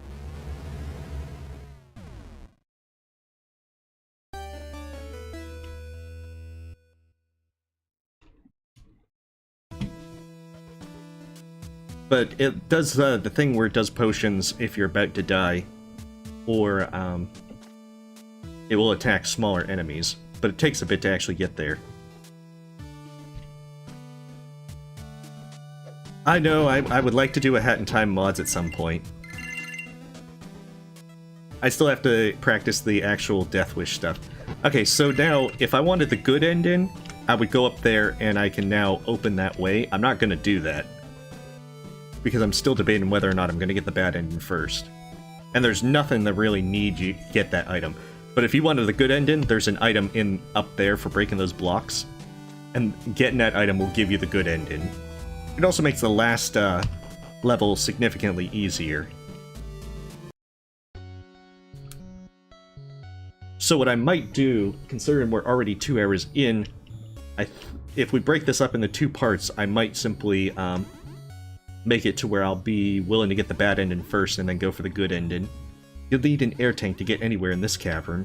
Lucky for you, there's a merchant nearby that has one for sale.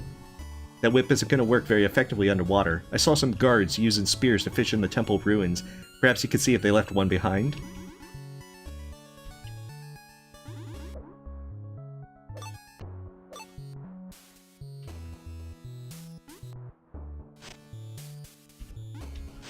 Yeah, I think the air tank is purchased up here. Yeah, look at my shop. Which is also the big reason why you want to keep collecting gems. Because there's all these sort of things that you just need to keep getting. Okay, that's actually a wall. Yeah, I still have to get better at Death Wish. I made a lot of mistakes with this stuff.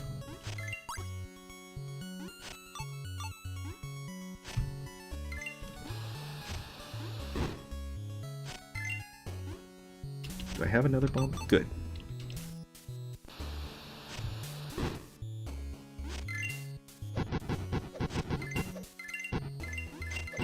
Yeah, it does have a very Mario 64 vibe to it because of the entire thing where you need to collect stuff for a hub, access a hub world levels. Ah, nice try. Key is mine. Now I can break them for all the gems. Oh, that's it, right. They do have some unbreakable blocks in there, just in case you're bad and you actually break them before you get the key.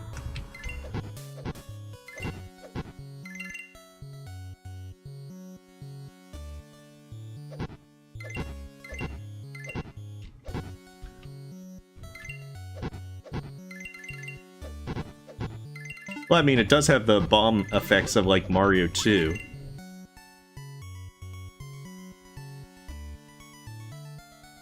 Not yet. Some friends from World of Warcraft got me Dead by Daylight. And I thought about maybe doing some multiplayer with them. Alternatively, if that doesn't work out, then might do some of the stuff... Oh, hey, Primal Aspid. And welcome. Might look into the Fall Guys suggestion as well.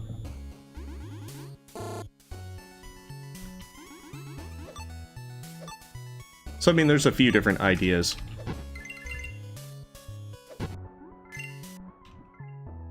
Oh, that's right. You also suggested Coffee Talk.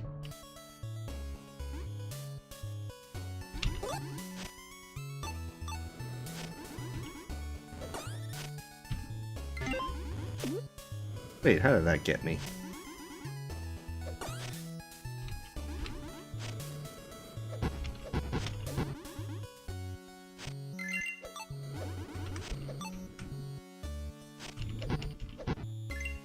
So, I mean, there's plenty of options. It's just finding something. Oh, cool. Yeah, I heard that there's a lot of various killers and so forth.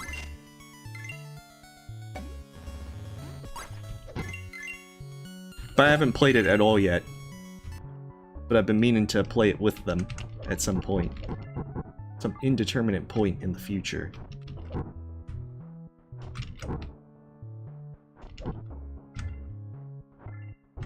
As well, a lot of us do play World of Warcraft and everything together. It's just, should probably heal. I was trying to find another game that would also be fun to play.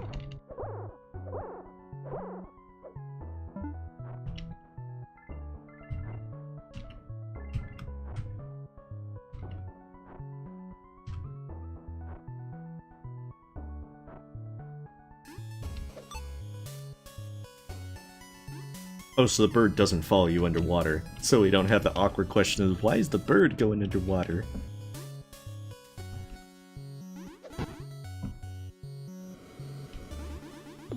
Oh, jeez.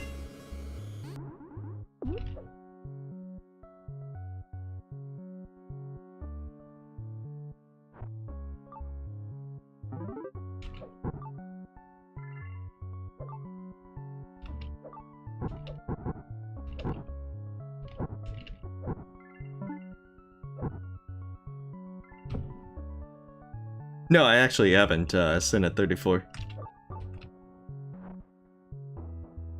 There's quite a lot of games I haven't tried, but hopefully I will make time one day.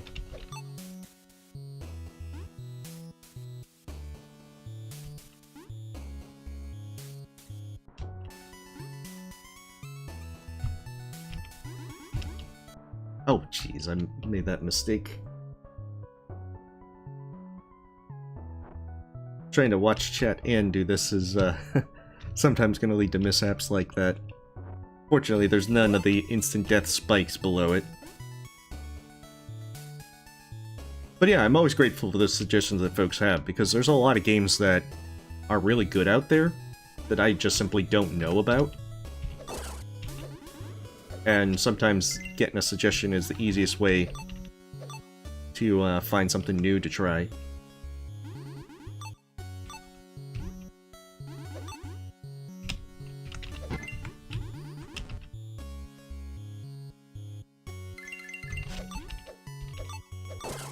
Oh, that's what it is. The bird itself is only 1 damage, but the flames it drops is 2 damage. Oh, goodness.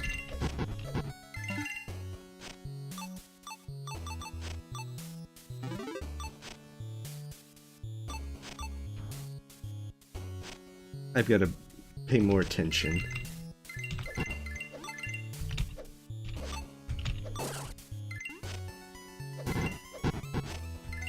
There we go.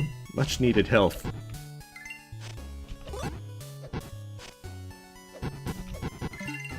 Now I can be bad again.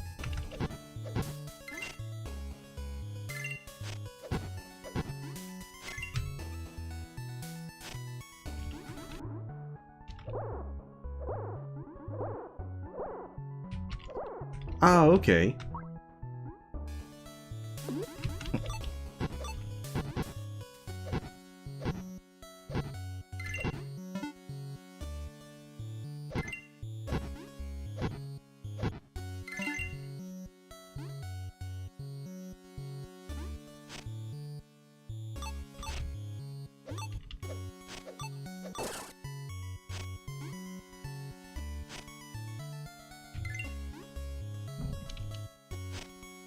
Okay, there wasn't a way to continue there.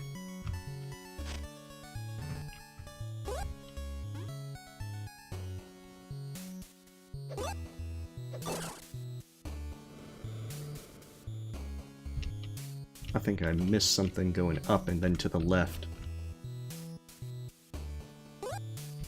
In my haste of going right. Actually, I might have already checked this out. No, I didn't. It's so easy to overlook stuff.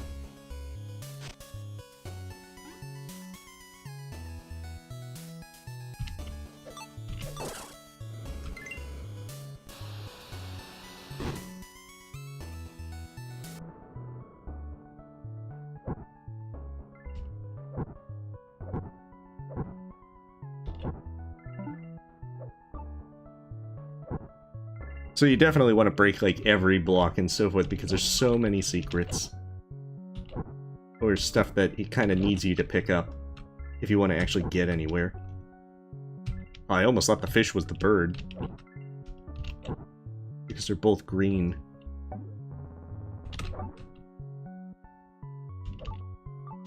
Oh, crap. Yeah, you don't want to do that. Oh, I hope that doesn't set me back too far. I think that puts me back at the beginning. No, I get the, I have the, air tank at least. Now I get to check and see if I still have all the crystal skulls. At least now I know not to do that. Okay, so I have to get the crystal skulls again.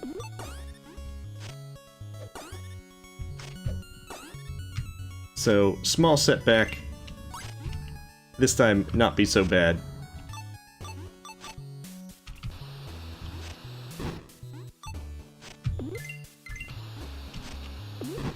Like that.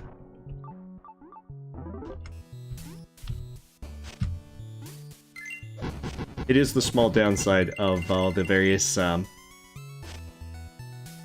instant death spikes, because you'll probably screw up and hit something.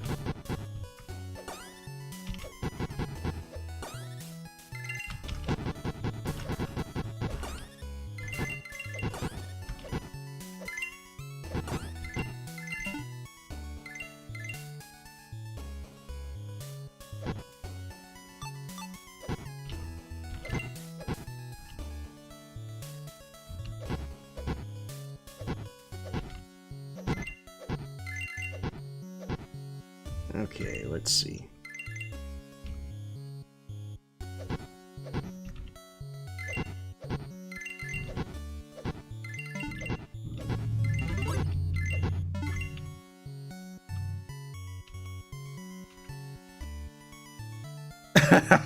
Yeah, very true.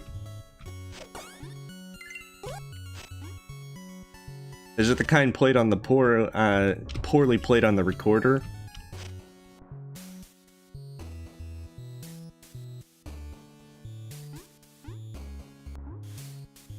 But it's the one downside of if you don't have a save point for a while, then you can lose a good chunk of progress.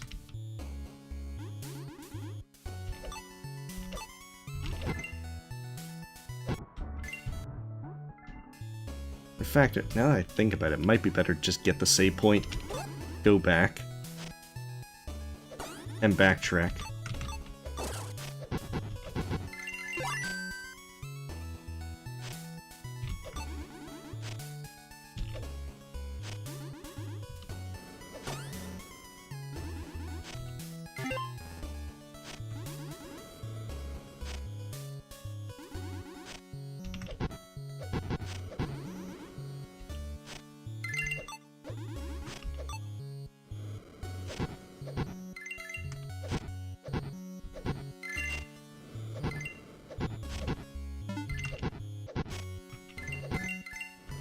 I'm not sure how those are balancing so perfectly in the air, but I'm sure they found a way.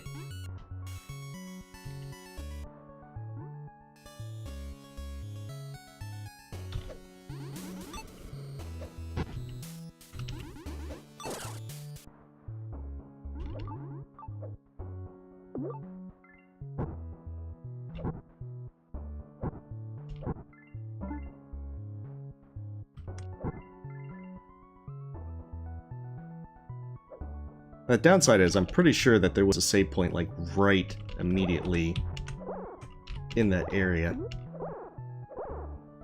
Like after you went down the went down the ladder. So, it's unfortunate. Big F.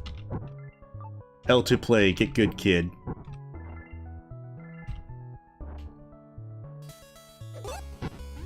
No, that's a completely different game, Sinna 34. Which is highly entertaining, but not quite the game we're playing tonight.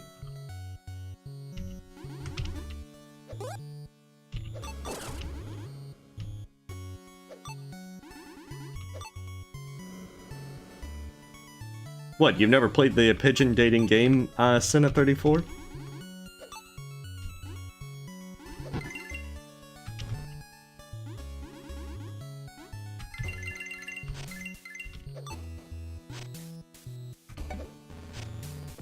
I mean, it's pretty much played for laughs.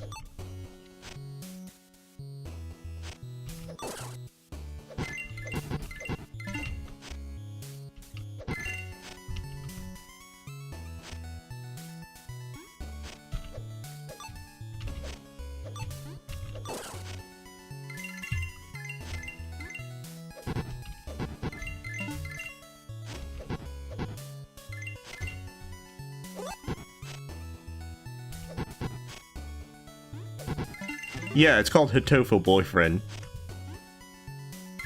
It's just pretty silly.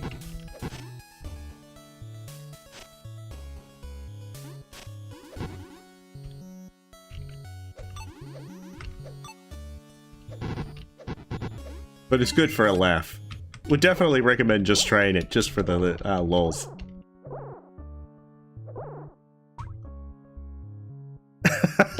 Oh geez, you really want me to play Hitofo Boyfriend? I mean, I can do it at some point, I suppose.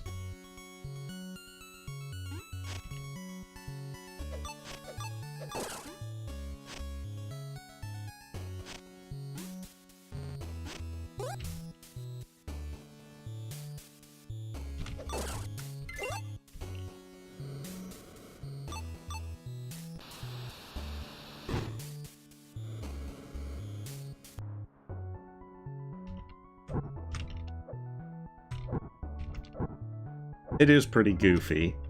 It's also pretty short, if I remember right. As in few hours short. Okay, let's hope that I can actually make a normal jump this time, and not lose several more minutes. And also remember what button I even bound jump to and all that kind of stupid stuff. Goodness. Get back here, piranha. Okay. Alright, ordinary platforming, my one weakness, but not this time.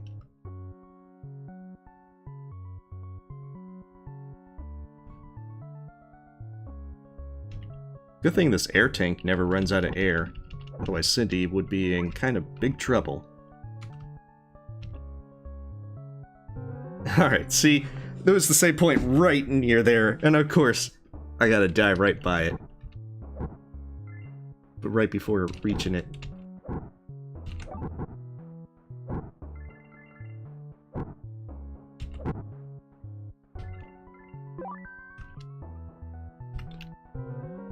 Alright, so I think if I remember right, there's a tricky jump with the spikes, but other than that, it's not too bad. If I remember it, the boss is like a giant eel or something. That's pretty... not actually that difficult, but it does the 2 damage lightning breaths. Oh, okay, that's what it is. That a lot of the jumps are tricky like that, that you have to make sure that you do your jump properly or you're gonna touch the spikes and die.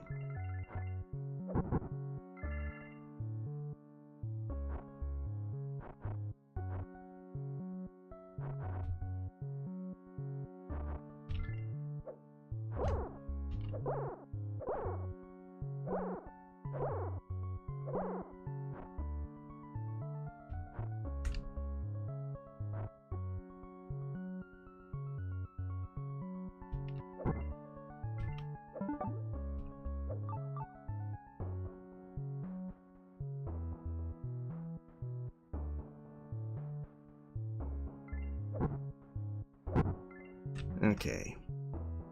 So yeah, some of the jumps like that seem like they're not gonna work until they actually do.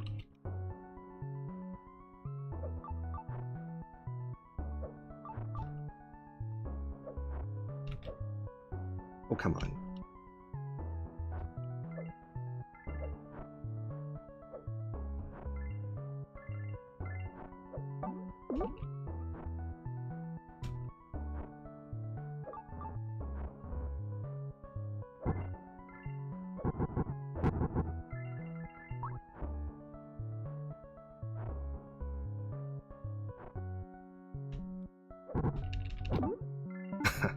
Of course.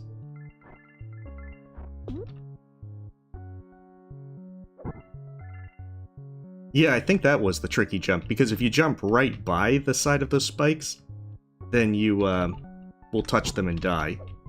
Although I think this jump with the crystal skull is actually one of the annoying ones as well.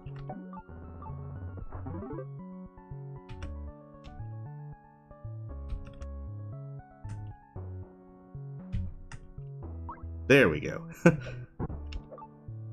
Trying to do it so delicately,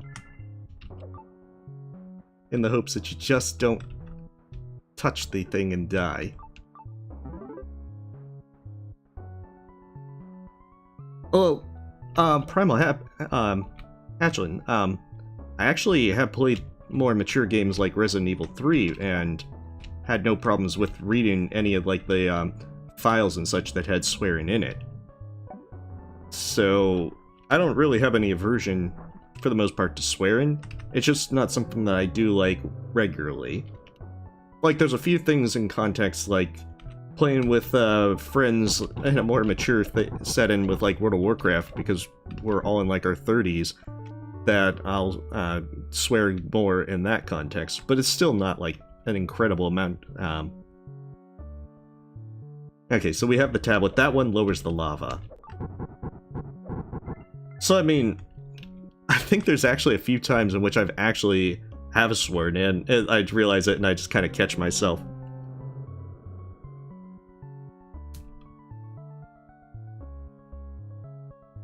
Like, the way I see it is this: if I swear, I'm not really gonna like be annoyed too much about it, but I'm not necessarily trying to swear.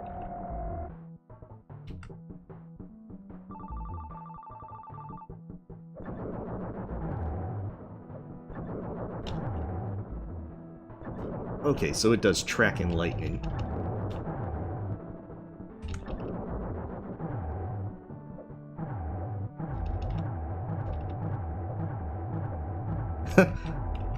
Oh, I like when it does something like that.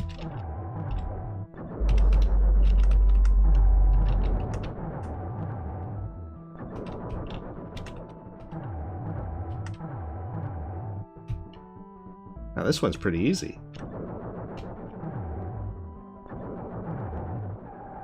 I think the big thing about it is that its lightning does 2 damage, so you have very little leeway to screw up. Well,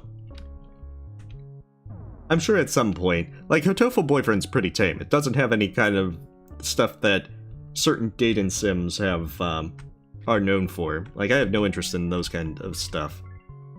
I only got it because I was told that it was pretty silly and funny. And it turns out it did. Plus, the bad ending has a kind of shout out to the game Shadowgate, which I remember pretty fondly from the NES.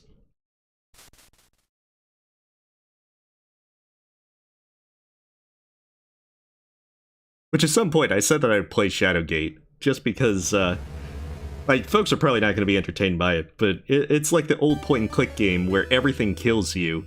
It narrates your death, and part of the fun of the game is just finding all the stupid ways to die.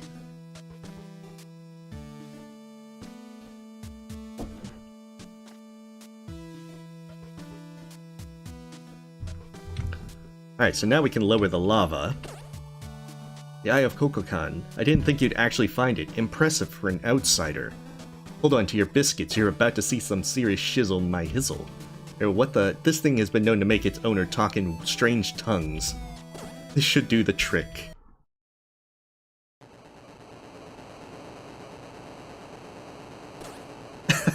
Very true, Ultima. Hey, creepy children that were just hanging casually out in lava. How did you both survive standing under all that lava? I mean, wow, that's some trick. No, really, did you hide somewhere from the lava? Maybe behind the wall or something? Oh, okay. It tells you hints that they're just backwards. In that case, return to the temple ruins. A secret is in the clouds. And I'm completely freaked out. Nice talking to you both. Try not to sniff those lava fumes too much or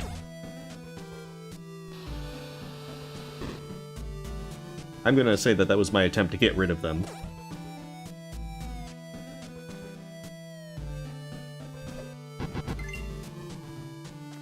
Okay, so the papaya seeds are for the bird. I don't think I can afford the sixth and final heart container. Yeah, it's 12k.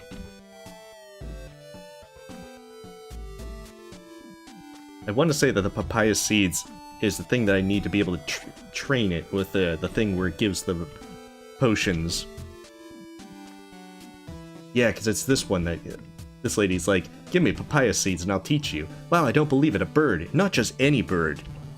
This, sir, is a quetzal bird, sacred to my people. Quetzal birds don't easily befriend people, but this one has clearly grown accustomed to you. How lucky. Oh, and I see it has a beautiful necklace around its neck.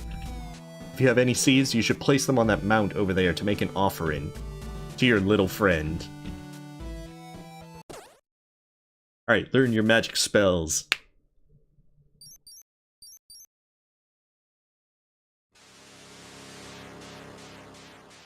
Bird has evolved.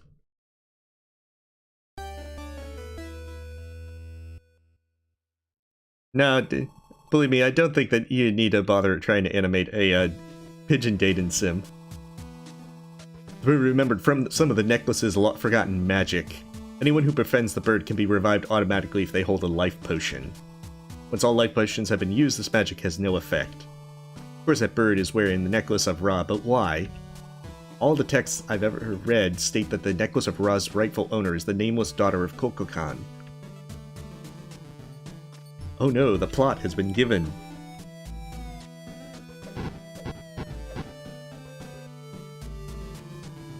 Okay, so this is much later in the game. Because that's like the second to last level that you go through. No, you probably shouldn't.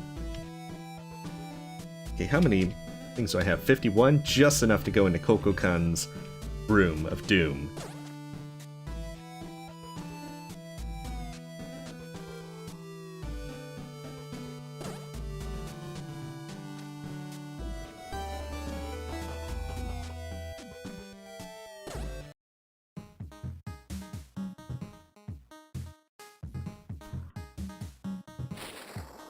This is Kukulkan's temple. He sleeps in his lair in the far east wing of these ruins. He's not one to be messed with. He certainly hasn't been his normal self for some time.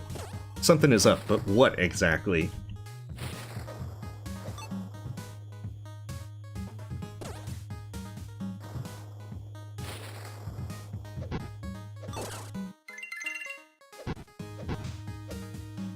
Oh, it's like those Zelda 2 skulls.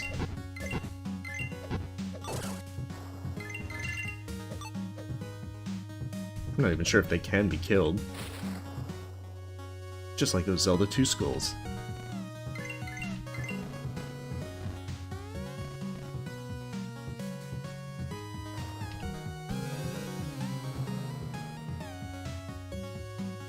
Exactly.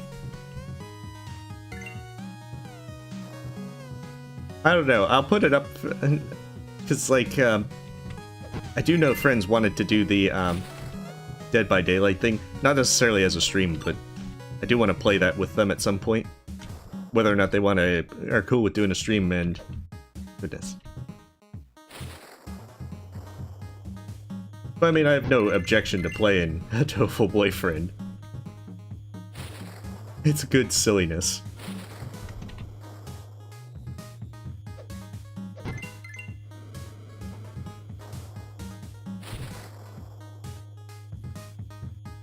Oh, goodness.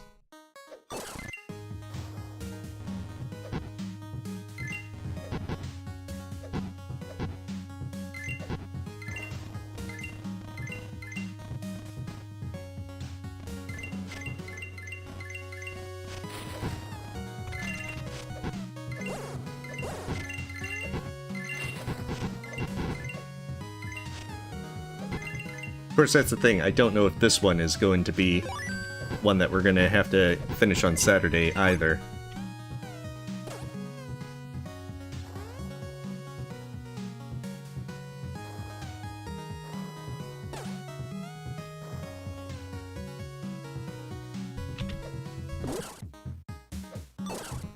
Like, I would prefer to have this done tonight, but it is... We're 2 hours in, and I think about only halfway, not even halfway through, so it might be a bit rough.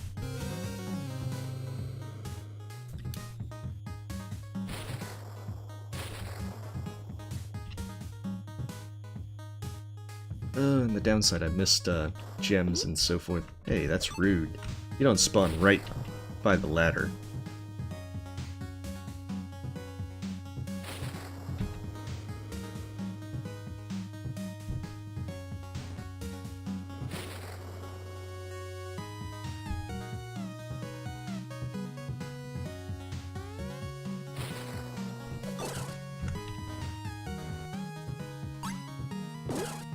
Goodness.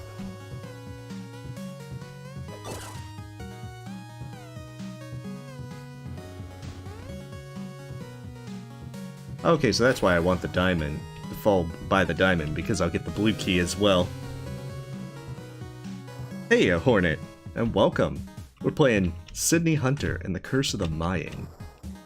Kind of retro, action platformer game-ish thing. With lots of NES references.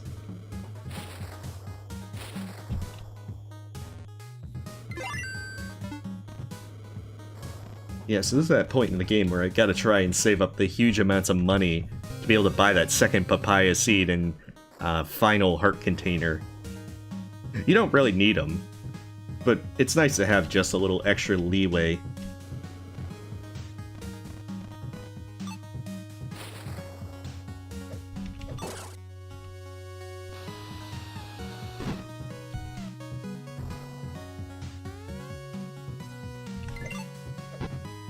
Hey, that's rude. Don't do that.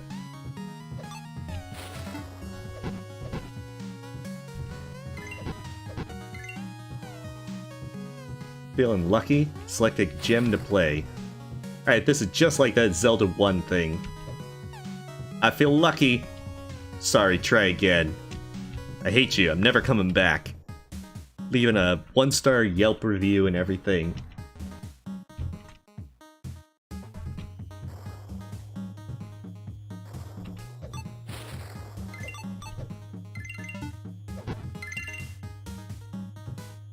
I don't remember if you win like double or triple your stuff on a win.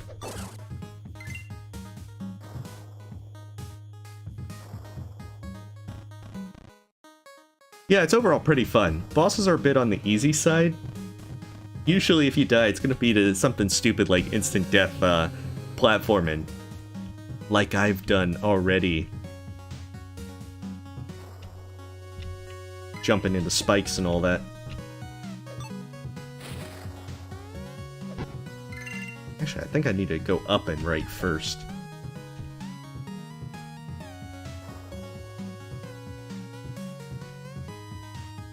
I mean, if you choose to, then more power to you. I just think that there's probably other things that you're probably busy with. Okay, so...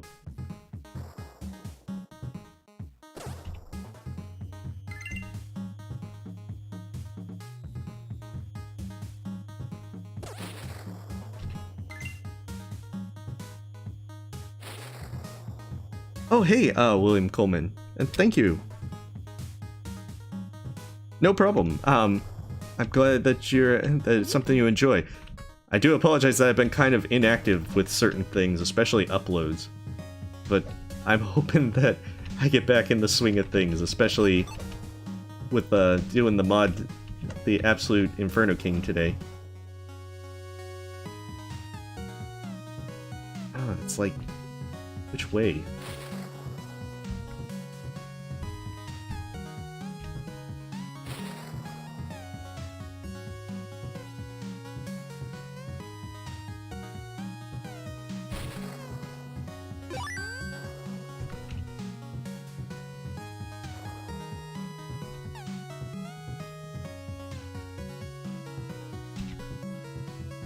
Ah, gotcha.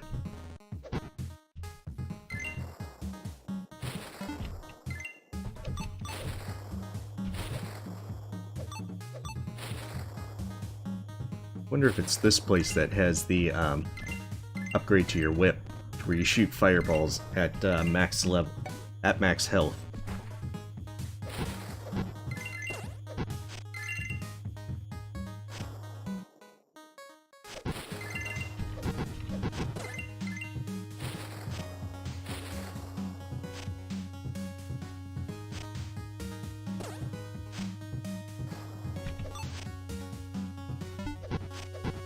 Aha, more secrets. Oh goodness. Like I say that and then immediately get hit.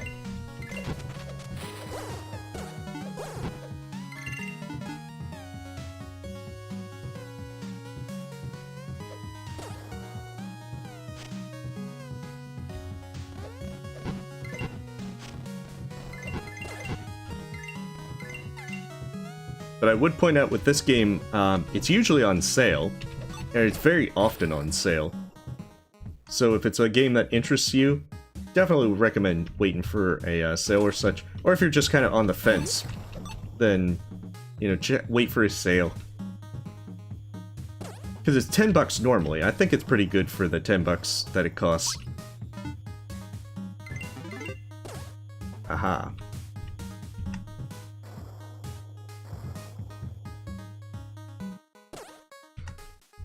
But I admit, because it appeals to my NES retro nostalgia stuff, I'm probably a bit biased.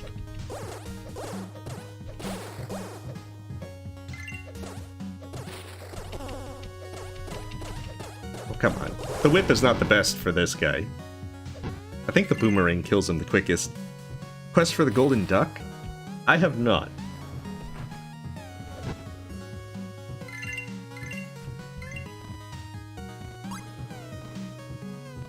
There are many games that I have not played, though.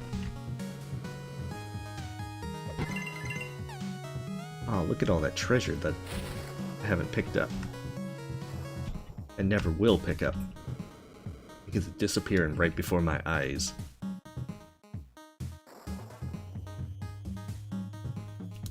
Well, I'd point out that, while it's certainly something that I haven't played, I can always rectify that at a later date.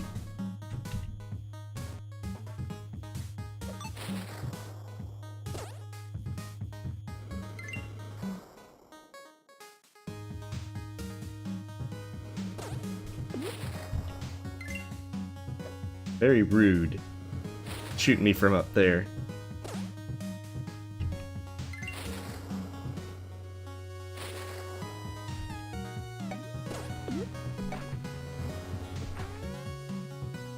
Okay, I've already got to the boss room, so I missed a lot of stuff. Ha! Well, thank you, Caleb Reed. Yeah, I was glad to be able to actually get back to kind of doing that. Oh, welcome, Wes Corvin. Alright, so we get to fight Kukulkan in his wind serpent form. Here rests Kukulkan, the feathered serpent. He's a shapeshifter with many forms who is feared by all. Your little quest ends now. I knew that would leave you speechless. I find your silence rather illuminating. Ah, I figure that if I kept quiet you would say something cheesy. Very funny, little man. Well, let's not start bullying. My mother always said... Oh, my mother was also short, always said I was fun-sized. Before she went supernova, my mother always called me her little dim son. Not sure I would admit that in public if I were you. Hey, I try to open a bit and you slap me around. Hurry up and die so I can get back to freeze in time. Ah, gotcha. I see, Cinna. Is it supposed to be one of those really awful, terrible games?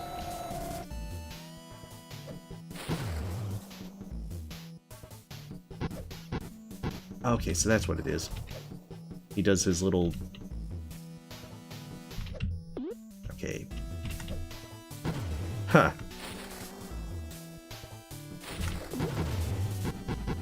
That's definitely one way to hit him. Not exactly the best, though. Okay, I should probably switch to the whip and hit him.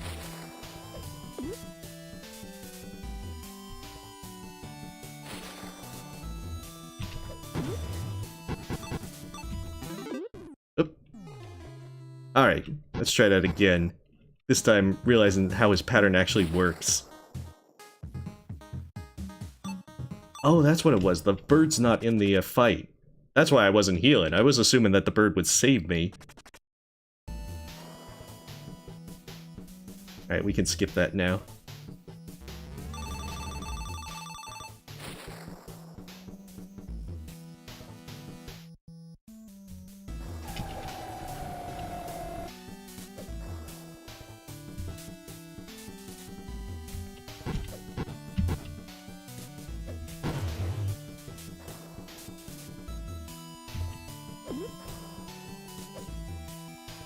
Okay, so the second time, he's gonna do that.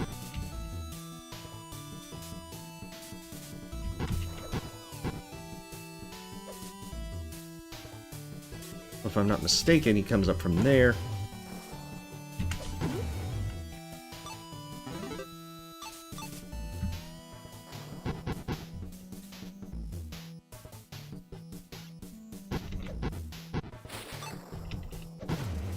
Okay, so yeah, whip is the best one that...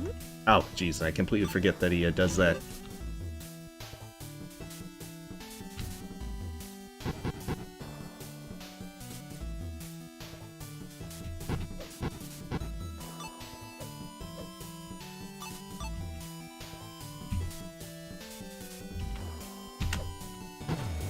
Huh. That's one way to do it, I suppose.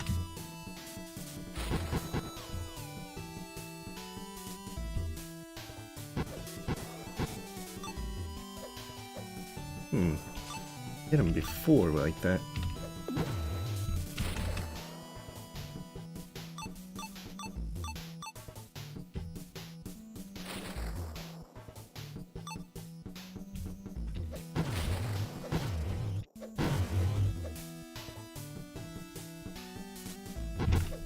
Oh, I didn't even know that he switched his phase yet.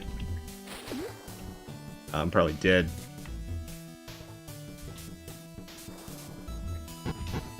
Yeah. Alright, at least now I got the better idea of it.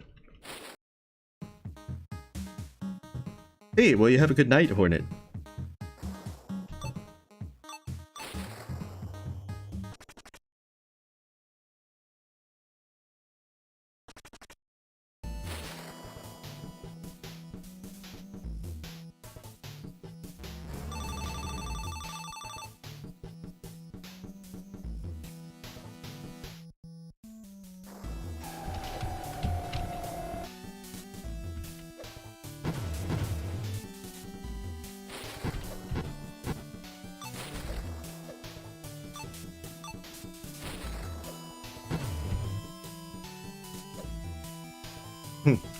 That didn't work out so well.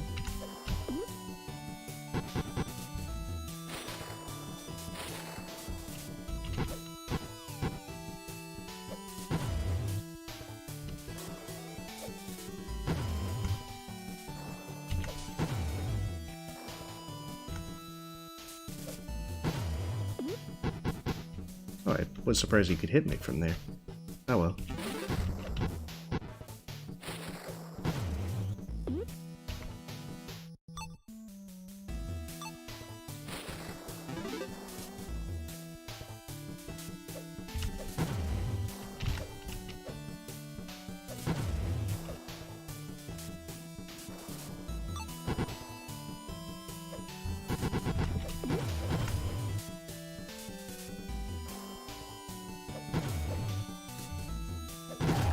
There we go. If you hit him when he's going up and down when he does his face transition, he's actually pretty easy because he can knock out virtually all his health there. I remember it that it's the thing about him was finding the right pattern, and you get a lot of damage on him. But apparently, I'm not good at remembering how that fight goes. No, this isn't Eye of Cthulhu, this is Sydney Hunter and Curse of the Mayan. It also helps if you bring more potions to make up for poor play.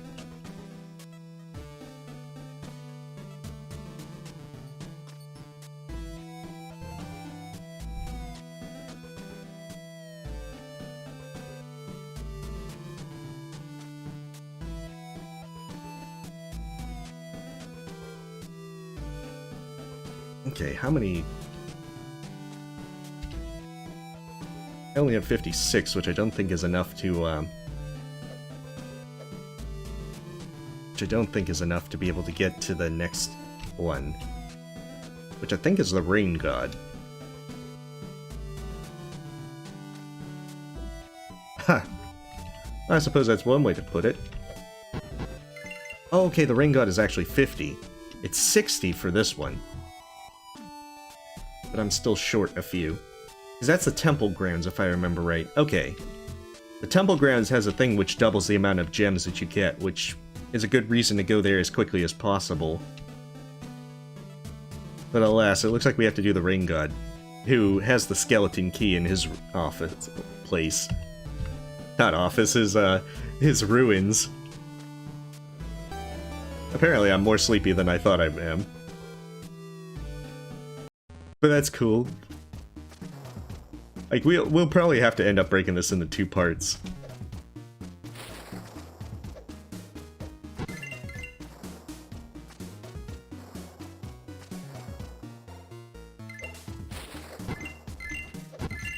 I remember this one has a lot of instant death crushers. Jack, the rain deity, lives at the other end of this temple. He rules with his mighty thunder axe, and only he can force the clouds to give up their precious rain. It hasn't stopped raining for the last few days. I think Jack is overdoing it a bit, since he seems to be quite angry lately. Beware of his many traps, he's a crafty one.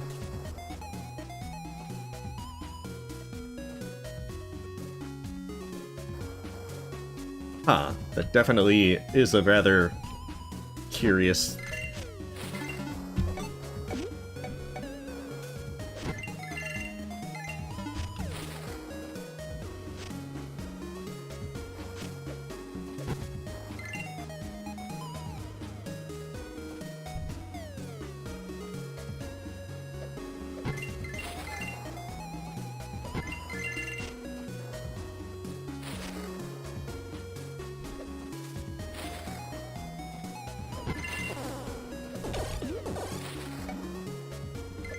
Dang ghosts.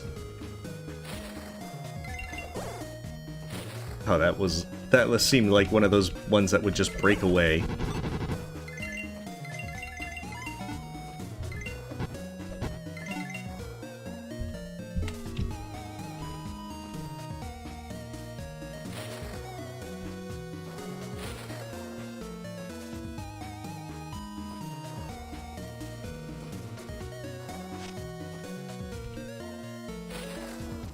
Yeah, all the pineapples.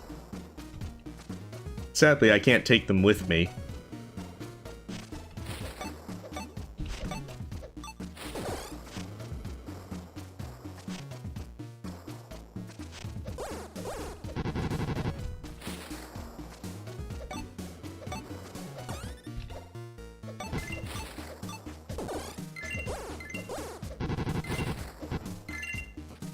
Alright, one moment. I'm grabbing a drink.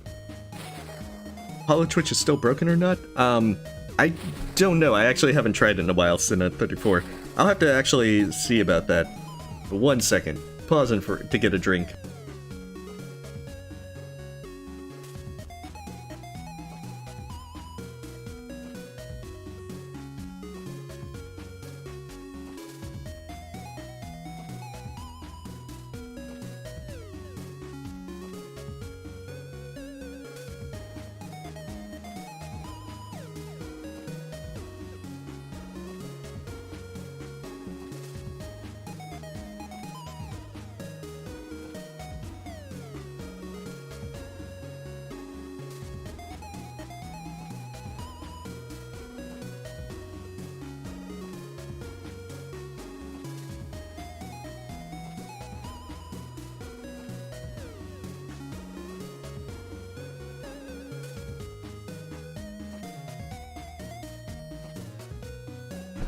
Alright, sorry about that. Oh, the invisible Hollow Knight wasn't part of Hollow Twitch. That wasn't caused by that. But I know that some of the Hollow Twitch stuff was not working. Right, actually all of it. I couldn't get it to work. I think that was probably problems with my settings. I just didn't have too much time during stream to fiddle with them to try and get it to work. It's so nice that bombs respawn, just like in real life.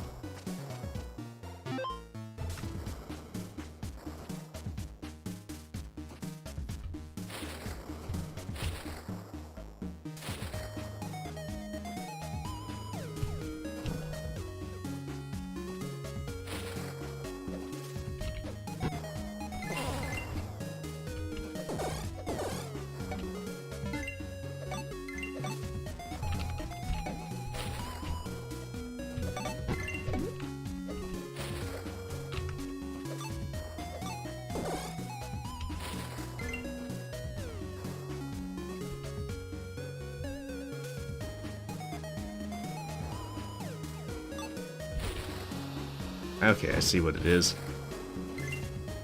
That one breaks away.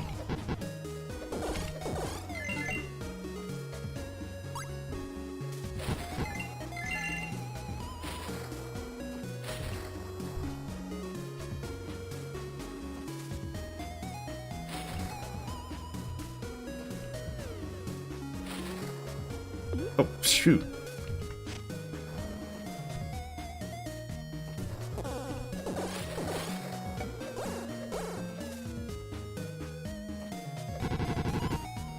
I get a sneaking suspicion this is not going to end well.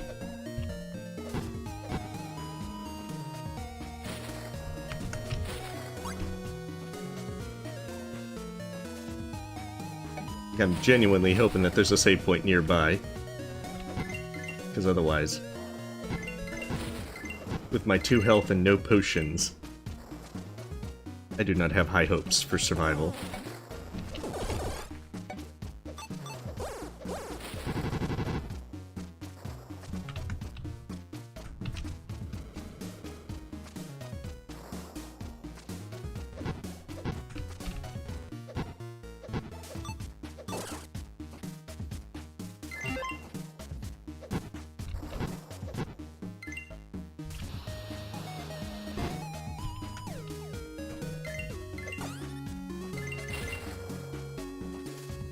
Oh, that's right.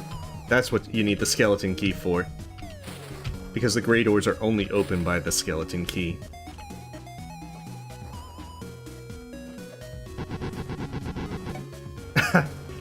Of course.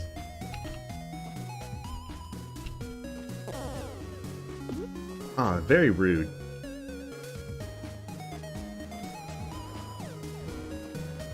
Now anything kills me.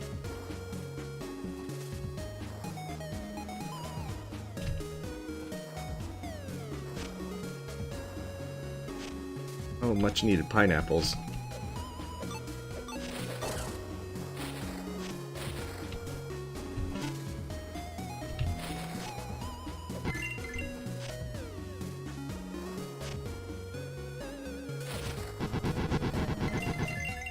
Oh, hey, the full health potion. It's double use as well. I don't know how I didn't get hit there.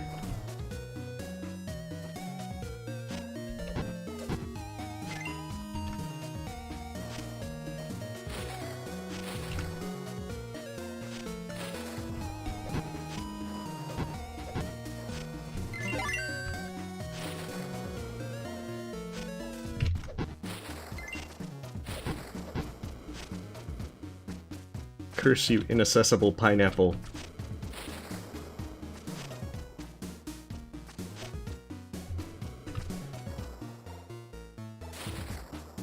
That's right, I can't make it up there yet without the skeleton key.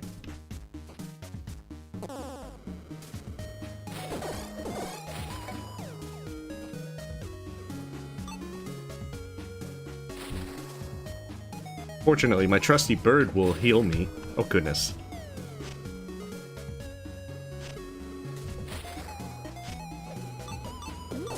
Wait, how did that... I'm surprised by that.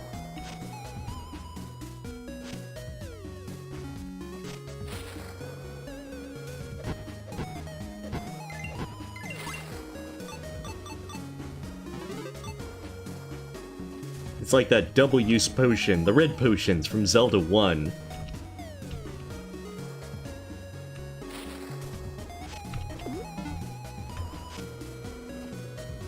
Oh yeah, I didn't have to give an old lady a letter.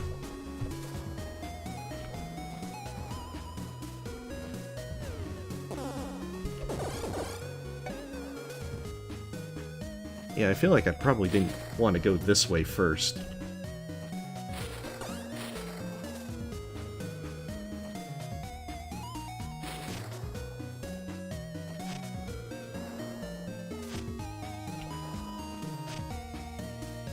Okay, so I went that way.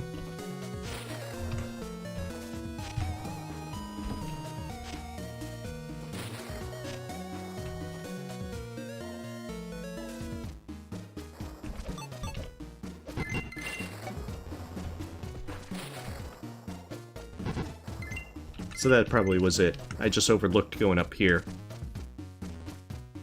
With our lovely instant death crushers.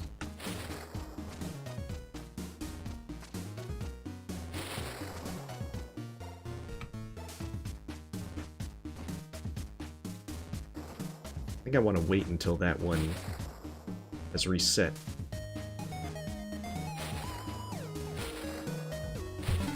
Because see, now I can just push against this one. And I don't have to precisely position between that. That's the cheesy and cheap way to get through there.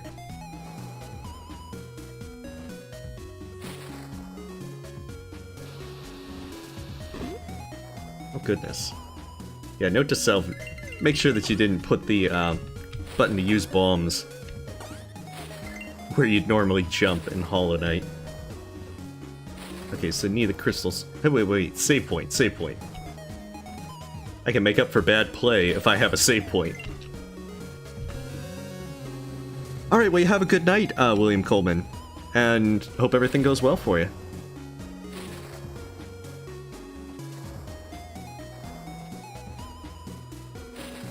Apologies if I kind of neglected chat for the last few minutes.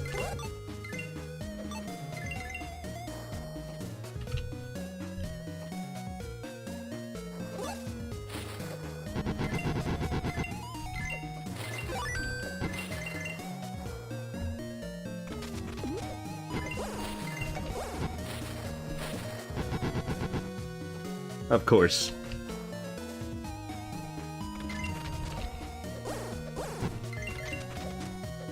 This is nothing but all the skeleton doors.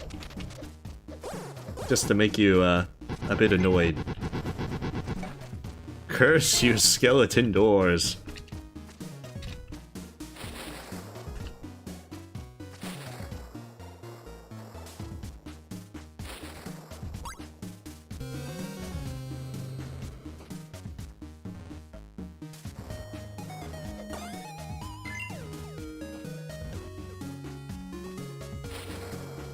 The good thing is, once you get that skeleton key, you don't care at all about any of the doors. Wonder if it's this room. Wait. This guy was just hiding into the blocks the entire time. Okay, there it is, the skeleton key. With this ancient treasure, I can explore everywhere.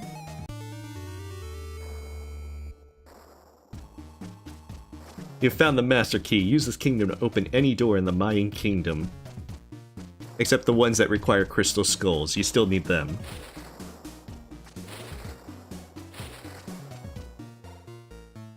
I mean, if we wanted to go full Zelda, we could have just had it to where it had a lion head on it.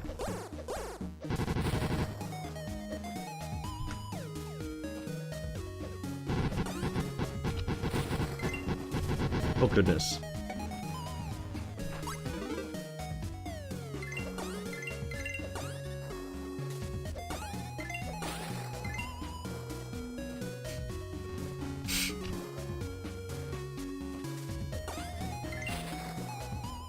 Alright, save before anything else.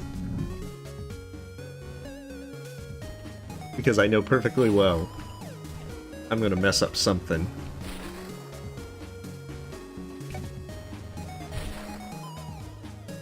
Oh, just wait until that one's...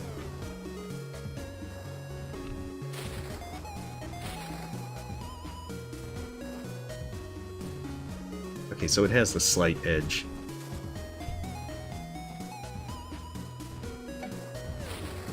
Ooh, run dramatically.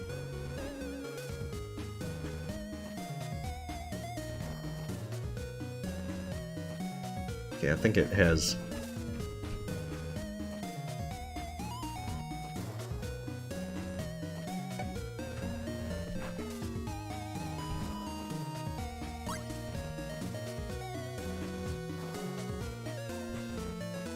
There we go. See, easy as that. It's just the one block positioning makes it a little bit interesting. No, this is by no means a speedrun, Cinna. I'm pretty sure if someone did want to speedrun it, they would be able to do it very much better than I could.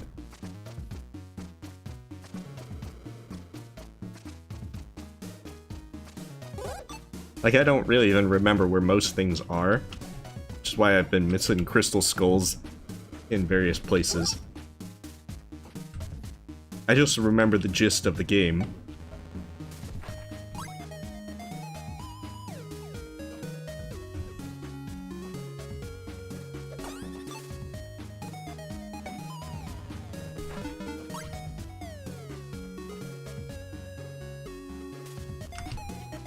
And you see, there is a shop where you could buy colored keys, but if you happen to not find the X number of keys that you needed. But now, that shop is now completely obsolete at this point.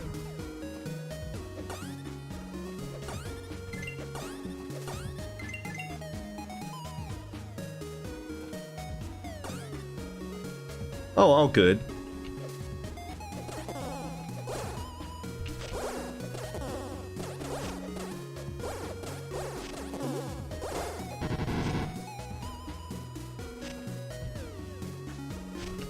Oh, so that guy does 2 damage.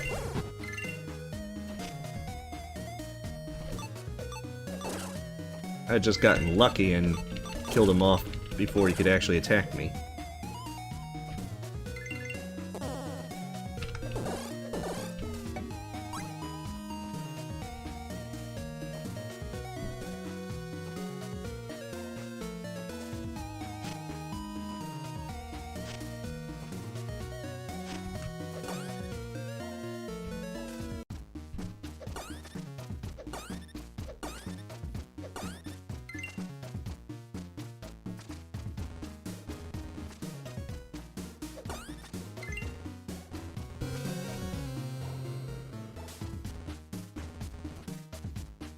So I know that I'm gonna at least do this level, and definitely the next Ruins level.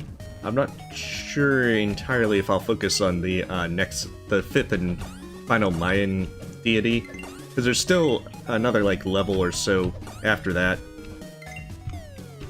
But I know it is getting a bit later.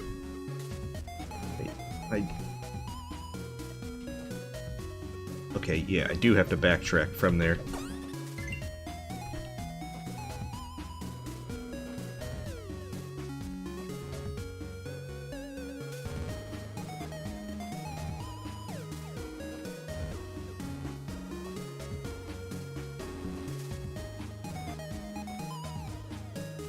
Aha, just run by. Don't even have to worry about proper positioning.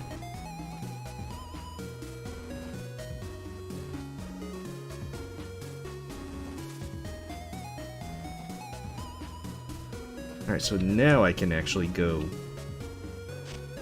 down here and fully explore the temple. Allow me to reach the rain god, defeat him, and then move on.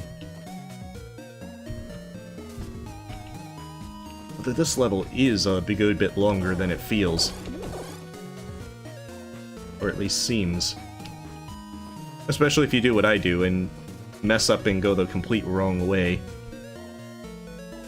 Okay, I've already been up that way.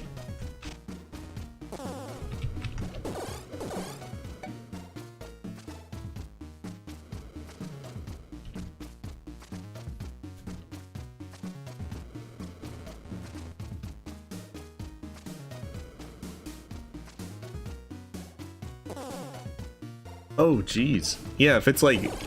If you got school, gamer on games, you should probably get some sleep. Last thing you want is to go into school tired.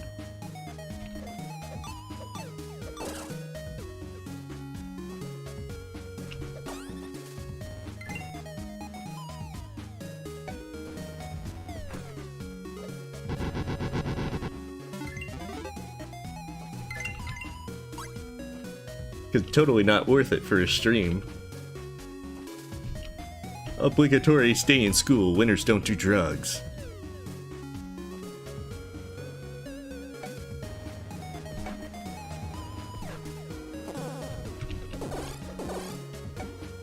We'll probably end in like the next 30 minutes or so. And then I can try and finish this one up the Saturday, I suppose. Or next Wednesday if I do a multiplayer thing.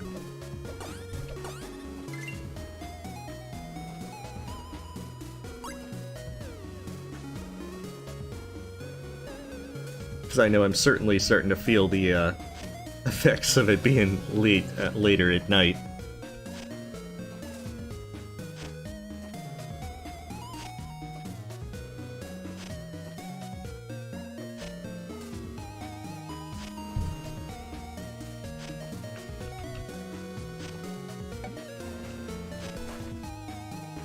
Oh goodness. Yeah, that's certainly not the game for a person who has arachnophobia.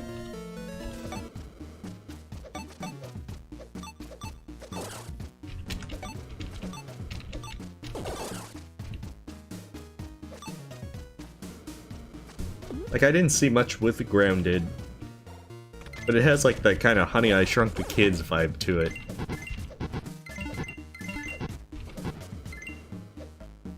Like, I don't know if that's how it actually is and plays out.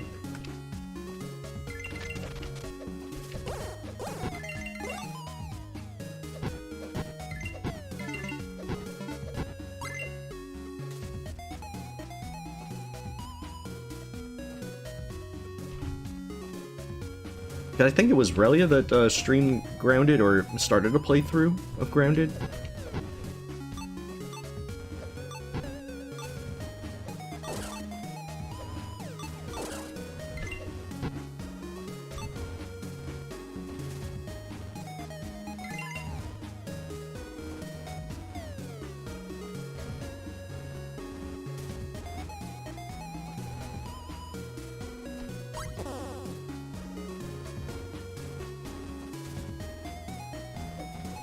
Yeah, it's like almost 1 AM.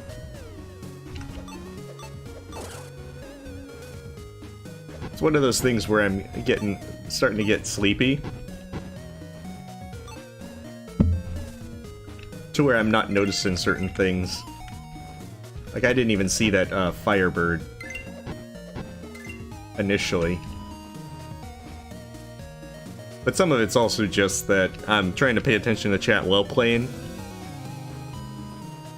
To where some of it is just going to be that I'm just trying to juggle two things, and with it being later, I'm going to be making flubs. Alright, Rain God time.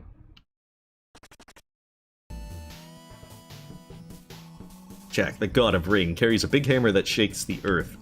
It has been raining for over 300 years with no end in sight. This place is far too gloomy for me, kinda gives me the willies. I sort of like the aesthetics here, but the constant lightning is a bit much. A gifted check with a welcome mat centuries ago, you would think he would at least keep it out so that everyone can see it as they perish, you know, to lighten the mood. I'm sure it really tied the room together. Enough with the small talk, don't worry, this will only hurt for an eternity. Oh, it reminds me of like Beyond Shadowgate, where one of the villains does like the super hammy, oh don't worry, this will only hurt forever.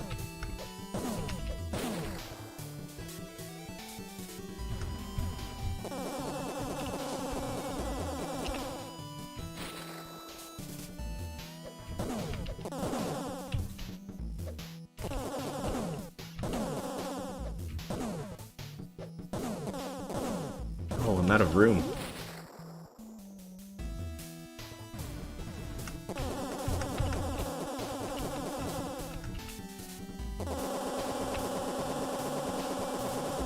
Uh-oh.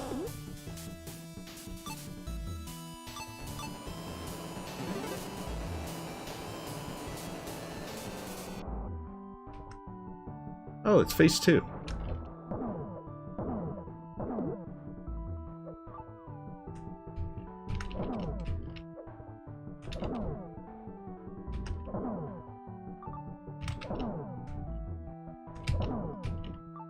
That's right, he doesn't really do anything at that point. You just gotta avoid the jellyfishes.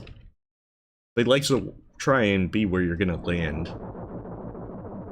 Oh goodness, I never played it for the entirety of N64 Gamer on Games. I saw a bit of it. But I remember I played on the NES.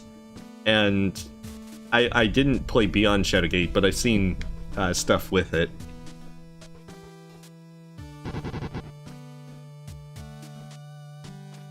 I don't think there's Got Home Umu here.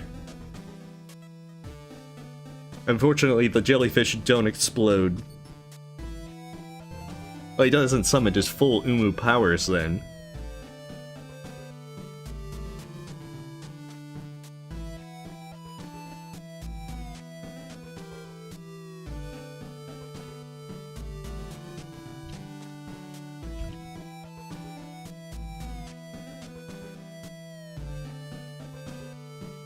I just remember in N64 where your character had super drowning skills.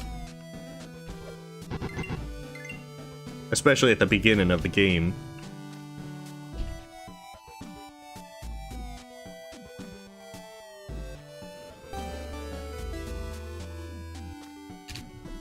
Okay, so I've got 69 crystal skulls.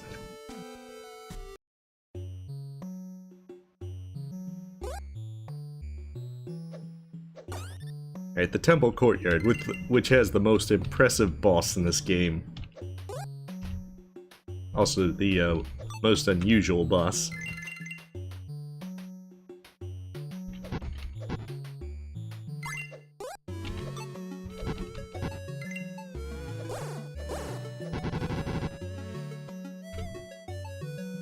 I know. As soon as I said that, I realized what folks are going to say.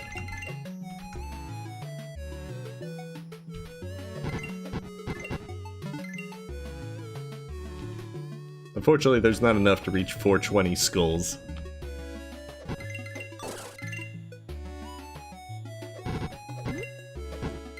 Oh, jeez.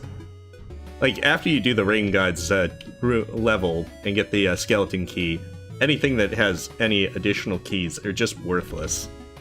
So you're like, I did all that effort for a key that I don't even need. Like, see, it even has XX to show that I have infinite keys. Although I did miss the item that gives me the fireballs with the whip. So needless to say, I'm gonna have to do some backtracking.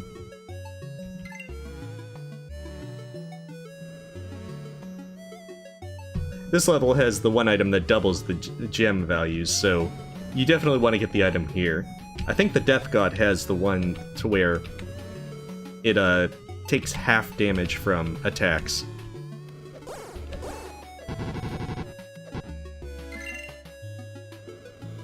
Oh, guess I can't duck under those.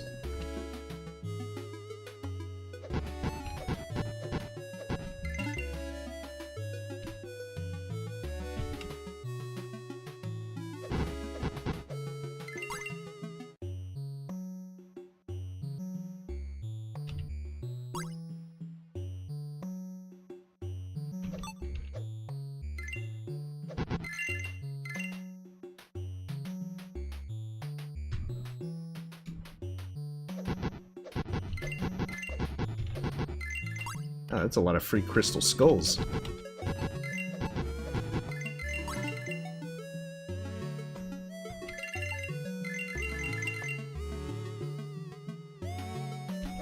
Yeah, that's the relic.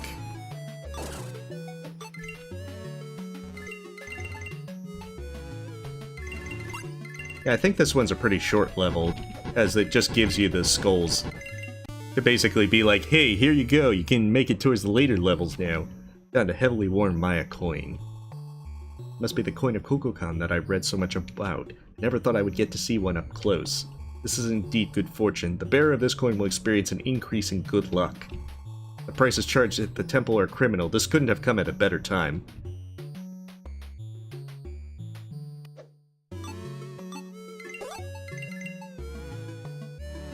Heh. Throw keys. Infinite key throw-in. Alright, 1 second. Let me scroll up because I think I missed a few things. Ah, okay. There we are. Alright, well, you have a good night, Ari.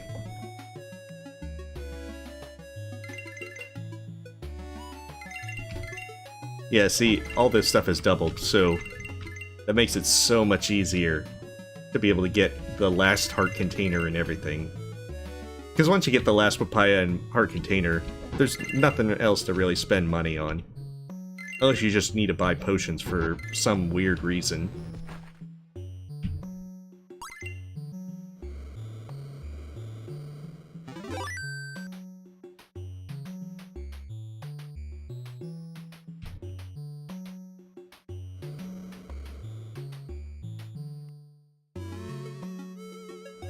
Aw, thought I'd make it.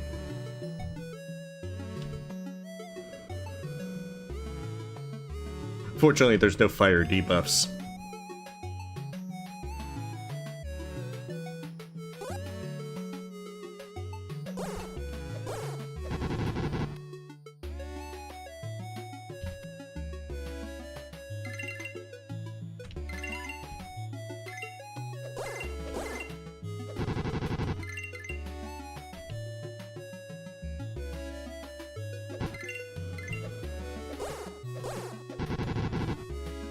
Oh, that's right. I don't need to go up.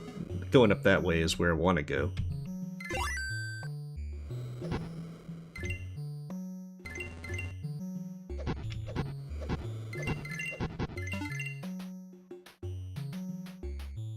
But yeah, basically, it still has all the keys that you find because you could still come here before the rain gods level. Alright, well, you have a good night, Senna. And catch you next time, hopefully.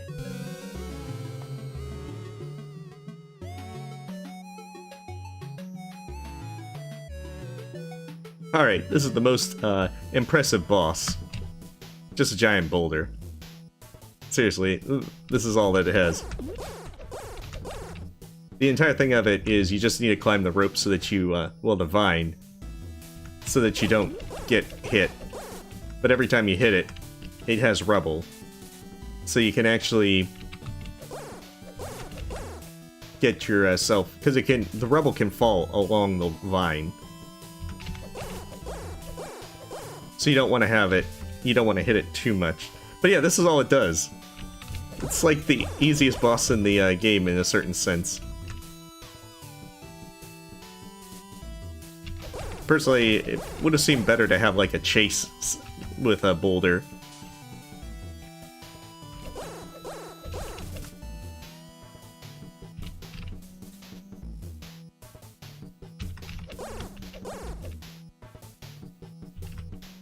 Because the only reason that you'd have any kind of problems with this one is if you, say, walk into the boulder as I did, or you did, you had the rubble come on the vine as you needed to climb it.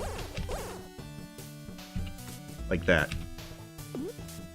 Having yourself get hit because you're, kinda dumb.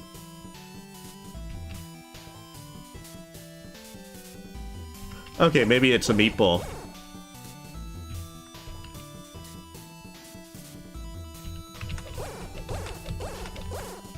We've got our West of Loathing giant meat nugget that we're destroying.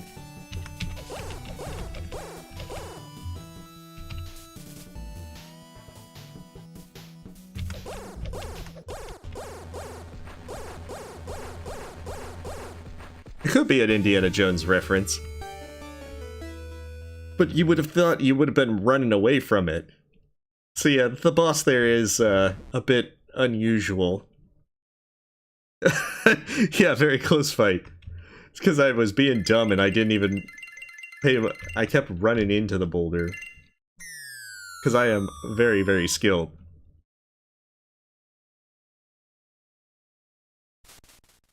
Yeah, this is Sydney Hunter and the Curse of the Mayan Massive Moss Charger.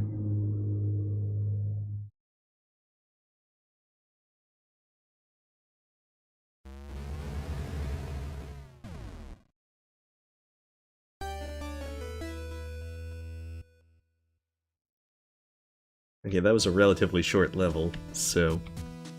trying to see the shop. I know I can't afford the one final heart piece yet. I have 79, which I think was all of them in there, in that level.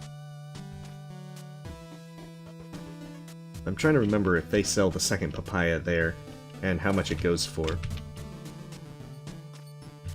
I want to say more than what I have. Oh, 75. Cocoa seeds. Alright, cool. We'll get our bird upgraded. Because once you upgrade the second one, it attacks small critters. Which actually makes it somewhat useful.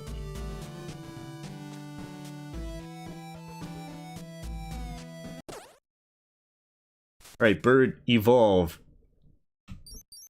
into your true form.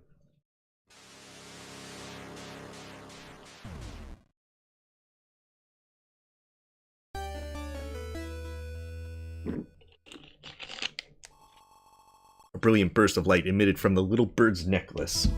After eating the cocoa seeds, the bird remembers more of the necklace's forgotten magic. Anyone who befriends the bird will be protected from common pests as the bird swoops in for attack. This magic is limited only to smaller foes that the bird can take down.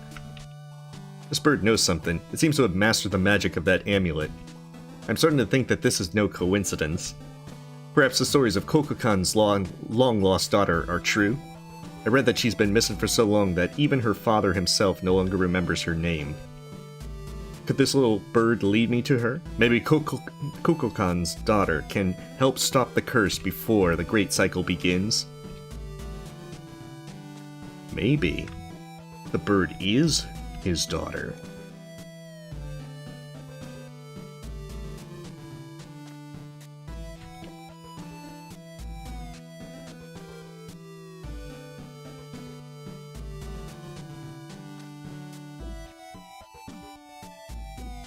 Okay, I'm gonna try and do one more level, at least. And see how far I can push. I expect to do poorly. However, I have some potions to make up for stupidity. Let's get another one, just because.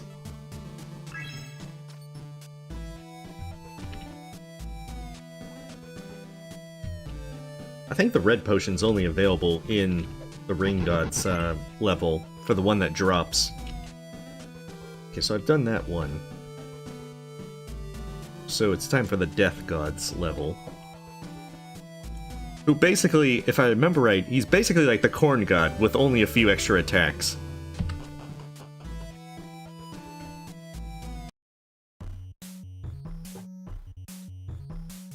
But you have to do his level first, because the thing that gives you the half damage is also the thing that opens the way into the Lava Beast's level.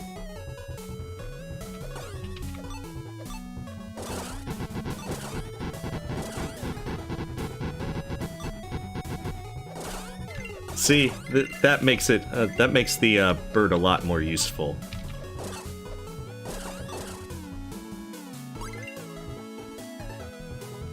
Yeah.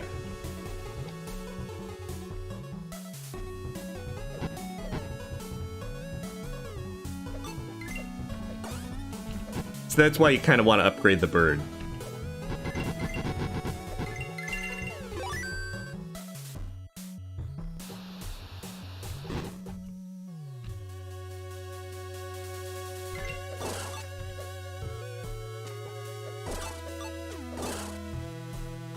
Now, if it only could pick up gems, then it would be the bestest bird ever.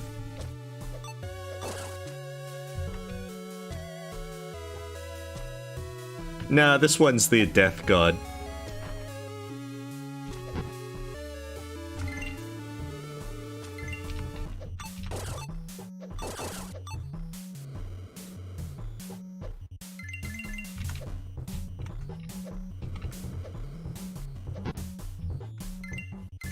Basically, it's like the corn god with some extra stuff.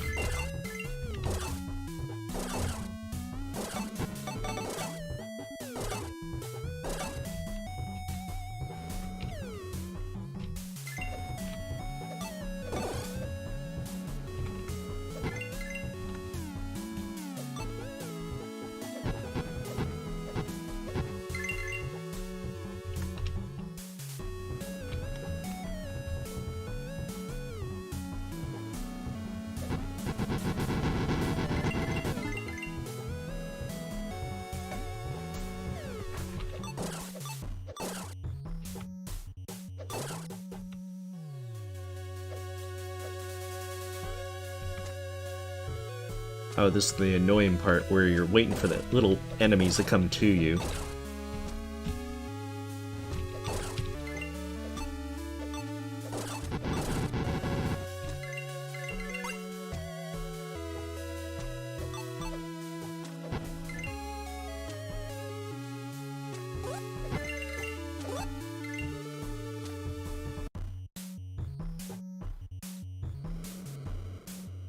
Yeah, curiously, this game doesn't have instant death pits, despite the instant death spikes and lava.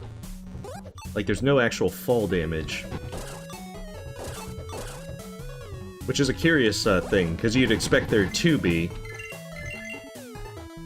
But they do have a little bit of mercy in that regard.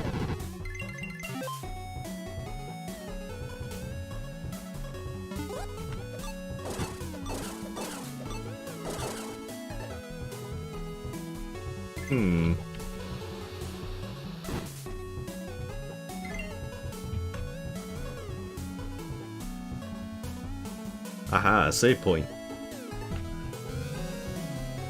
Now we can do something reckless.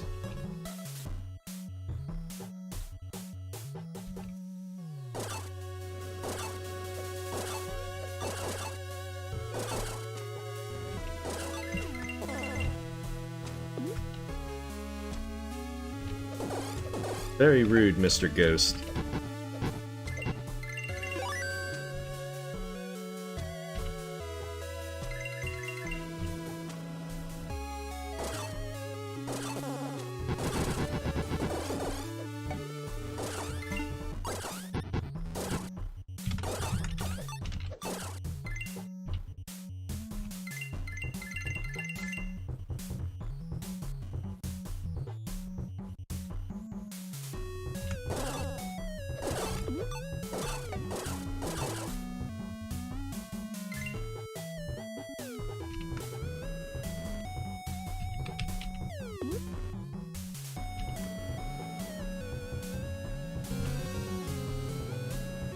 Hey, Speech 100, and welcome.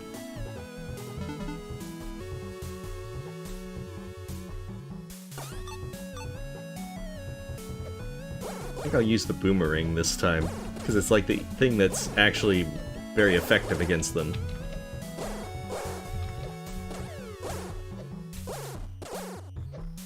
Even though it still takes forever to kill them.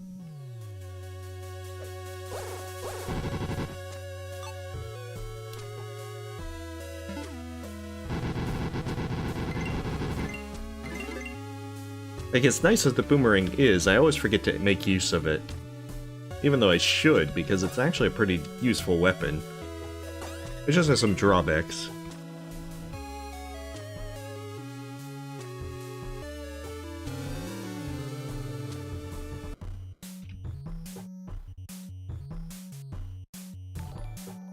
Oh, thank you.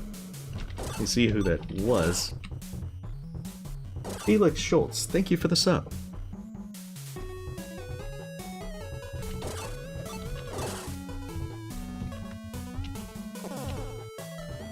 Oh, the annoying ghost guy.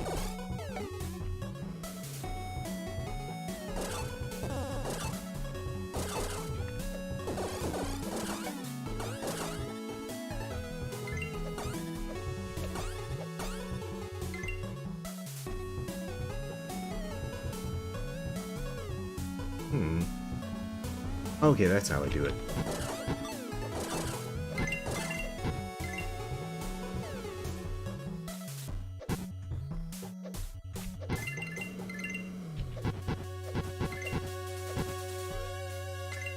actually need any bombs? I do.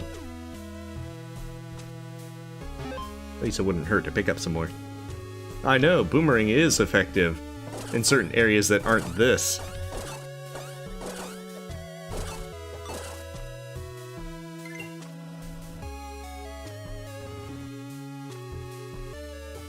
Okay, so this is where I need to backtrack.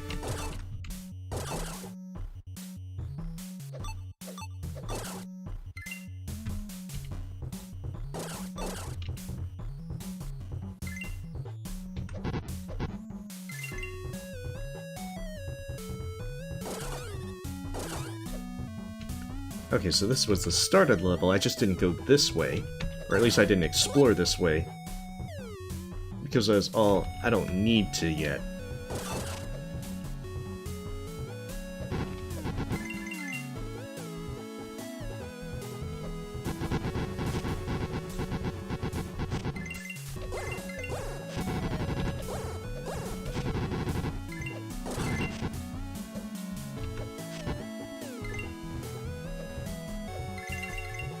This is a pretty long level, if I remember right. I think the lava level, the next one, is actually relatively short by comparison. I think there's only 3 crystal skulls in it, because I know that there really wasn't much to the level, other than the lava beast. Hey, save point. Now I can be reckless. Kind of reminds me of the old point-and-click adventure game Planetfall, where every time you saved in the presence of the robot Floyd, he would always ask you if, oh boy, are we gonna do something dangerous now? And this is one of those times where the answer is definitely a yes. Alright.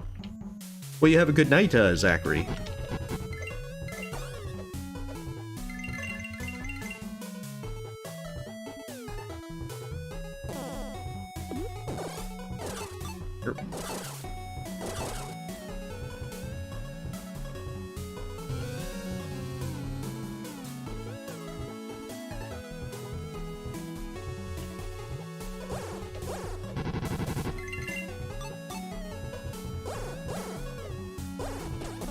Uh-oh.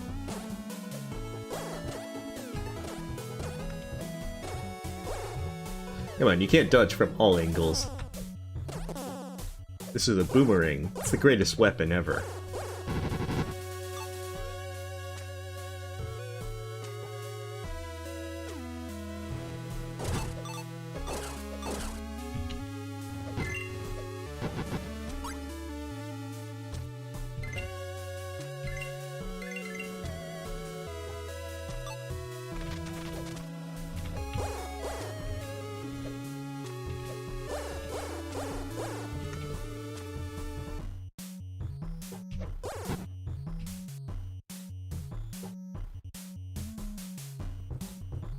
Oh, well, yeah, F for your charger, Primal Espid.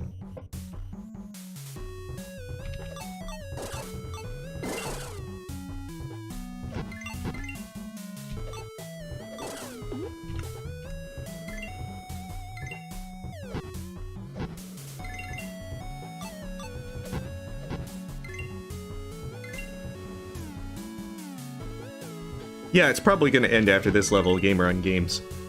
Because there's still the lava level, I'm going to still have to backtrack for a number of things.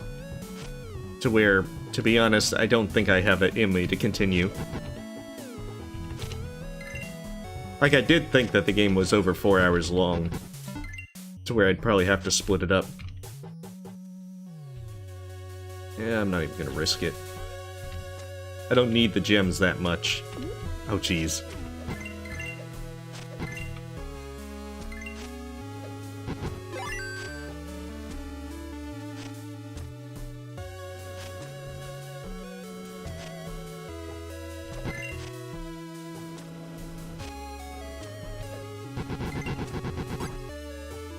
So yeah, what we'll probably do is after this level, then we stop and then, that gives enough time to do the, lava level, backtrack and do whatever I need to do to get this stuff. Do the final level. Well, I think there's some arcade thing that you get the key for the final level. And then I'll do that'll give me the opportunity to do the bad ending and the good ending either Saturday or next Wednesday.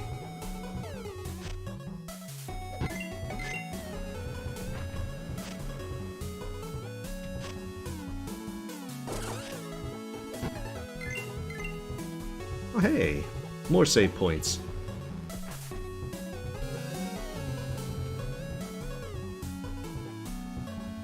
That said, I think I'm pretty close to the end of this level.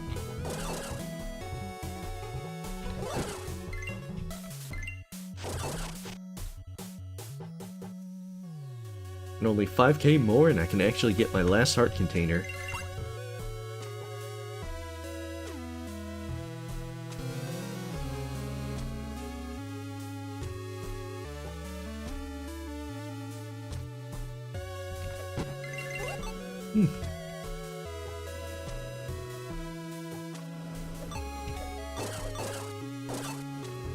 Oh, I think this is one of those tricky jumps. I have to make it over there and then jump back over as soon as that thing ends.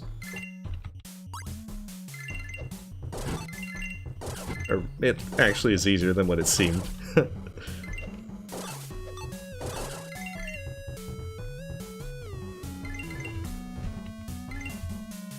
I think I go up here for the... Oh no, it's just for a...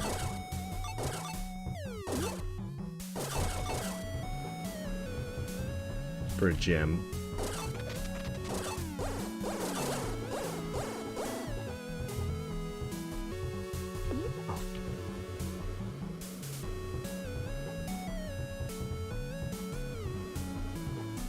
It's just like, whatever, I'll just drop the flames down the ladder. Enjoy.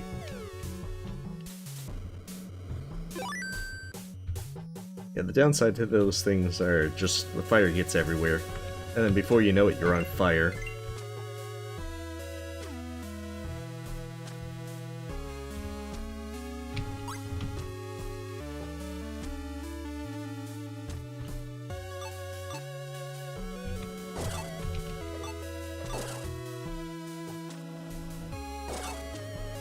Yeah, I'm pretty close to the boss of this level.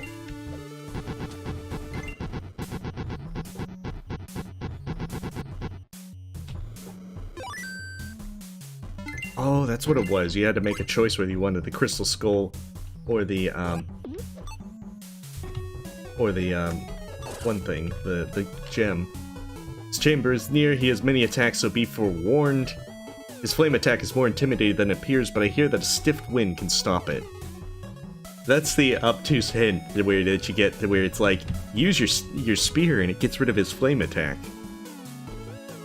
Because that's legit how you get rid of it.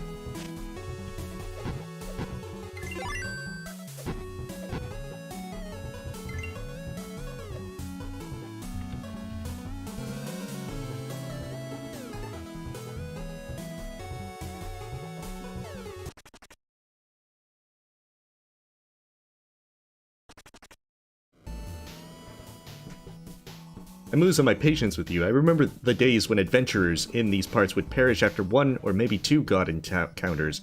This is your sixth and final. We see each other so often that I feel as if I should bring refreshments.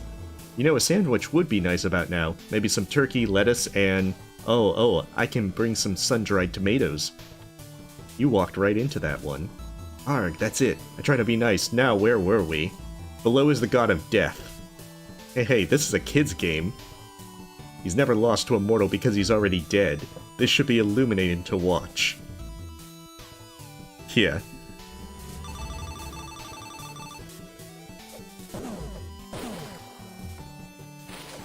I think he has the electricity attacks like the rain god as well.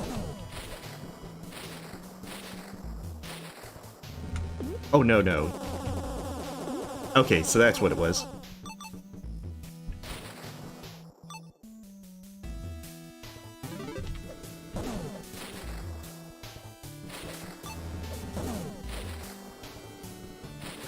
Oh, I missed the relic from this place.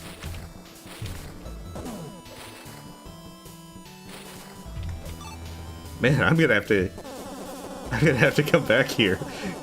I just realized.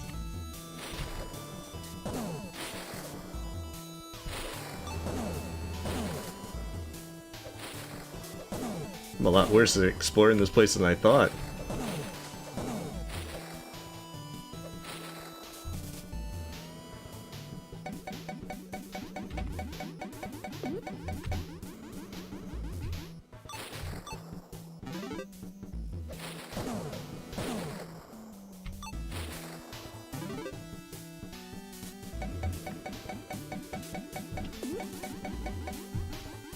Oh, jeez. Oh. Wait, what the heck? The game bugged out. So I died, the bird came in to heal me, and I somehow also counted it as a win? How did that work? Oh, that's great.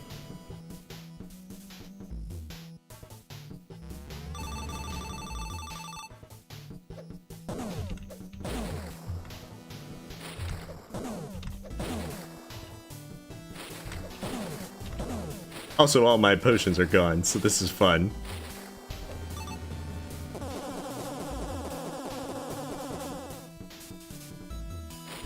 So now I have to actually play better.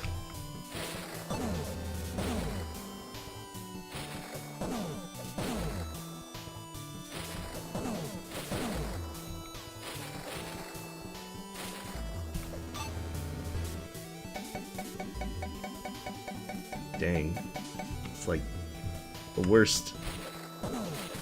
Because the fire is actually kind of annoying to dodge.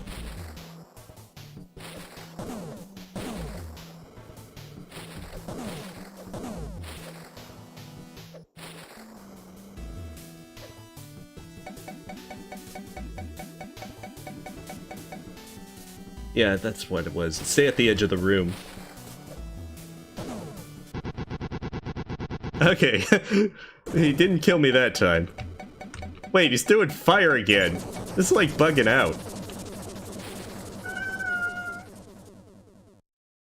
Hey, kitty. Come here.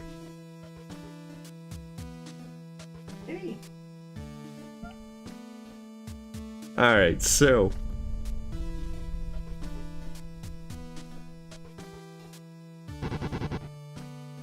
she's just looking for a nice spot to lie down, it seems. So, alright, after that fun goof. So that's gonna be where we stop for tonight. It's like almost 1:30 here in the morning, so... I have to redo that level because I missed the relic that lets me enter the lava beast room to summon it and fight it. Yeah, it's the weird lava slime thing. Hey, didn't expect you to jump up for attention.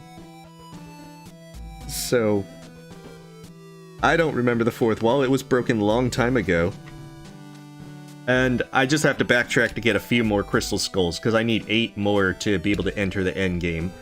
So, what will probably happen is backtrack and get the relics, finish the lava beast next stream, and then we'll do the bad ending first, and then go get the item and get the good ending. So, alright, well, thank you everyone for showing up, for all the support and everything, kind words, and nonetheless, we will continue next time. In the interim, stay safe, stay healthy, and you have a great night, everyone. Well, thank you, Hades Gore, and see you guys Saturday.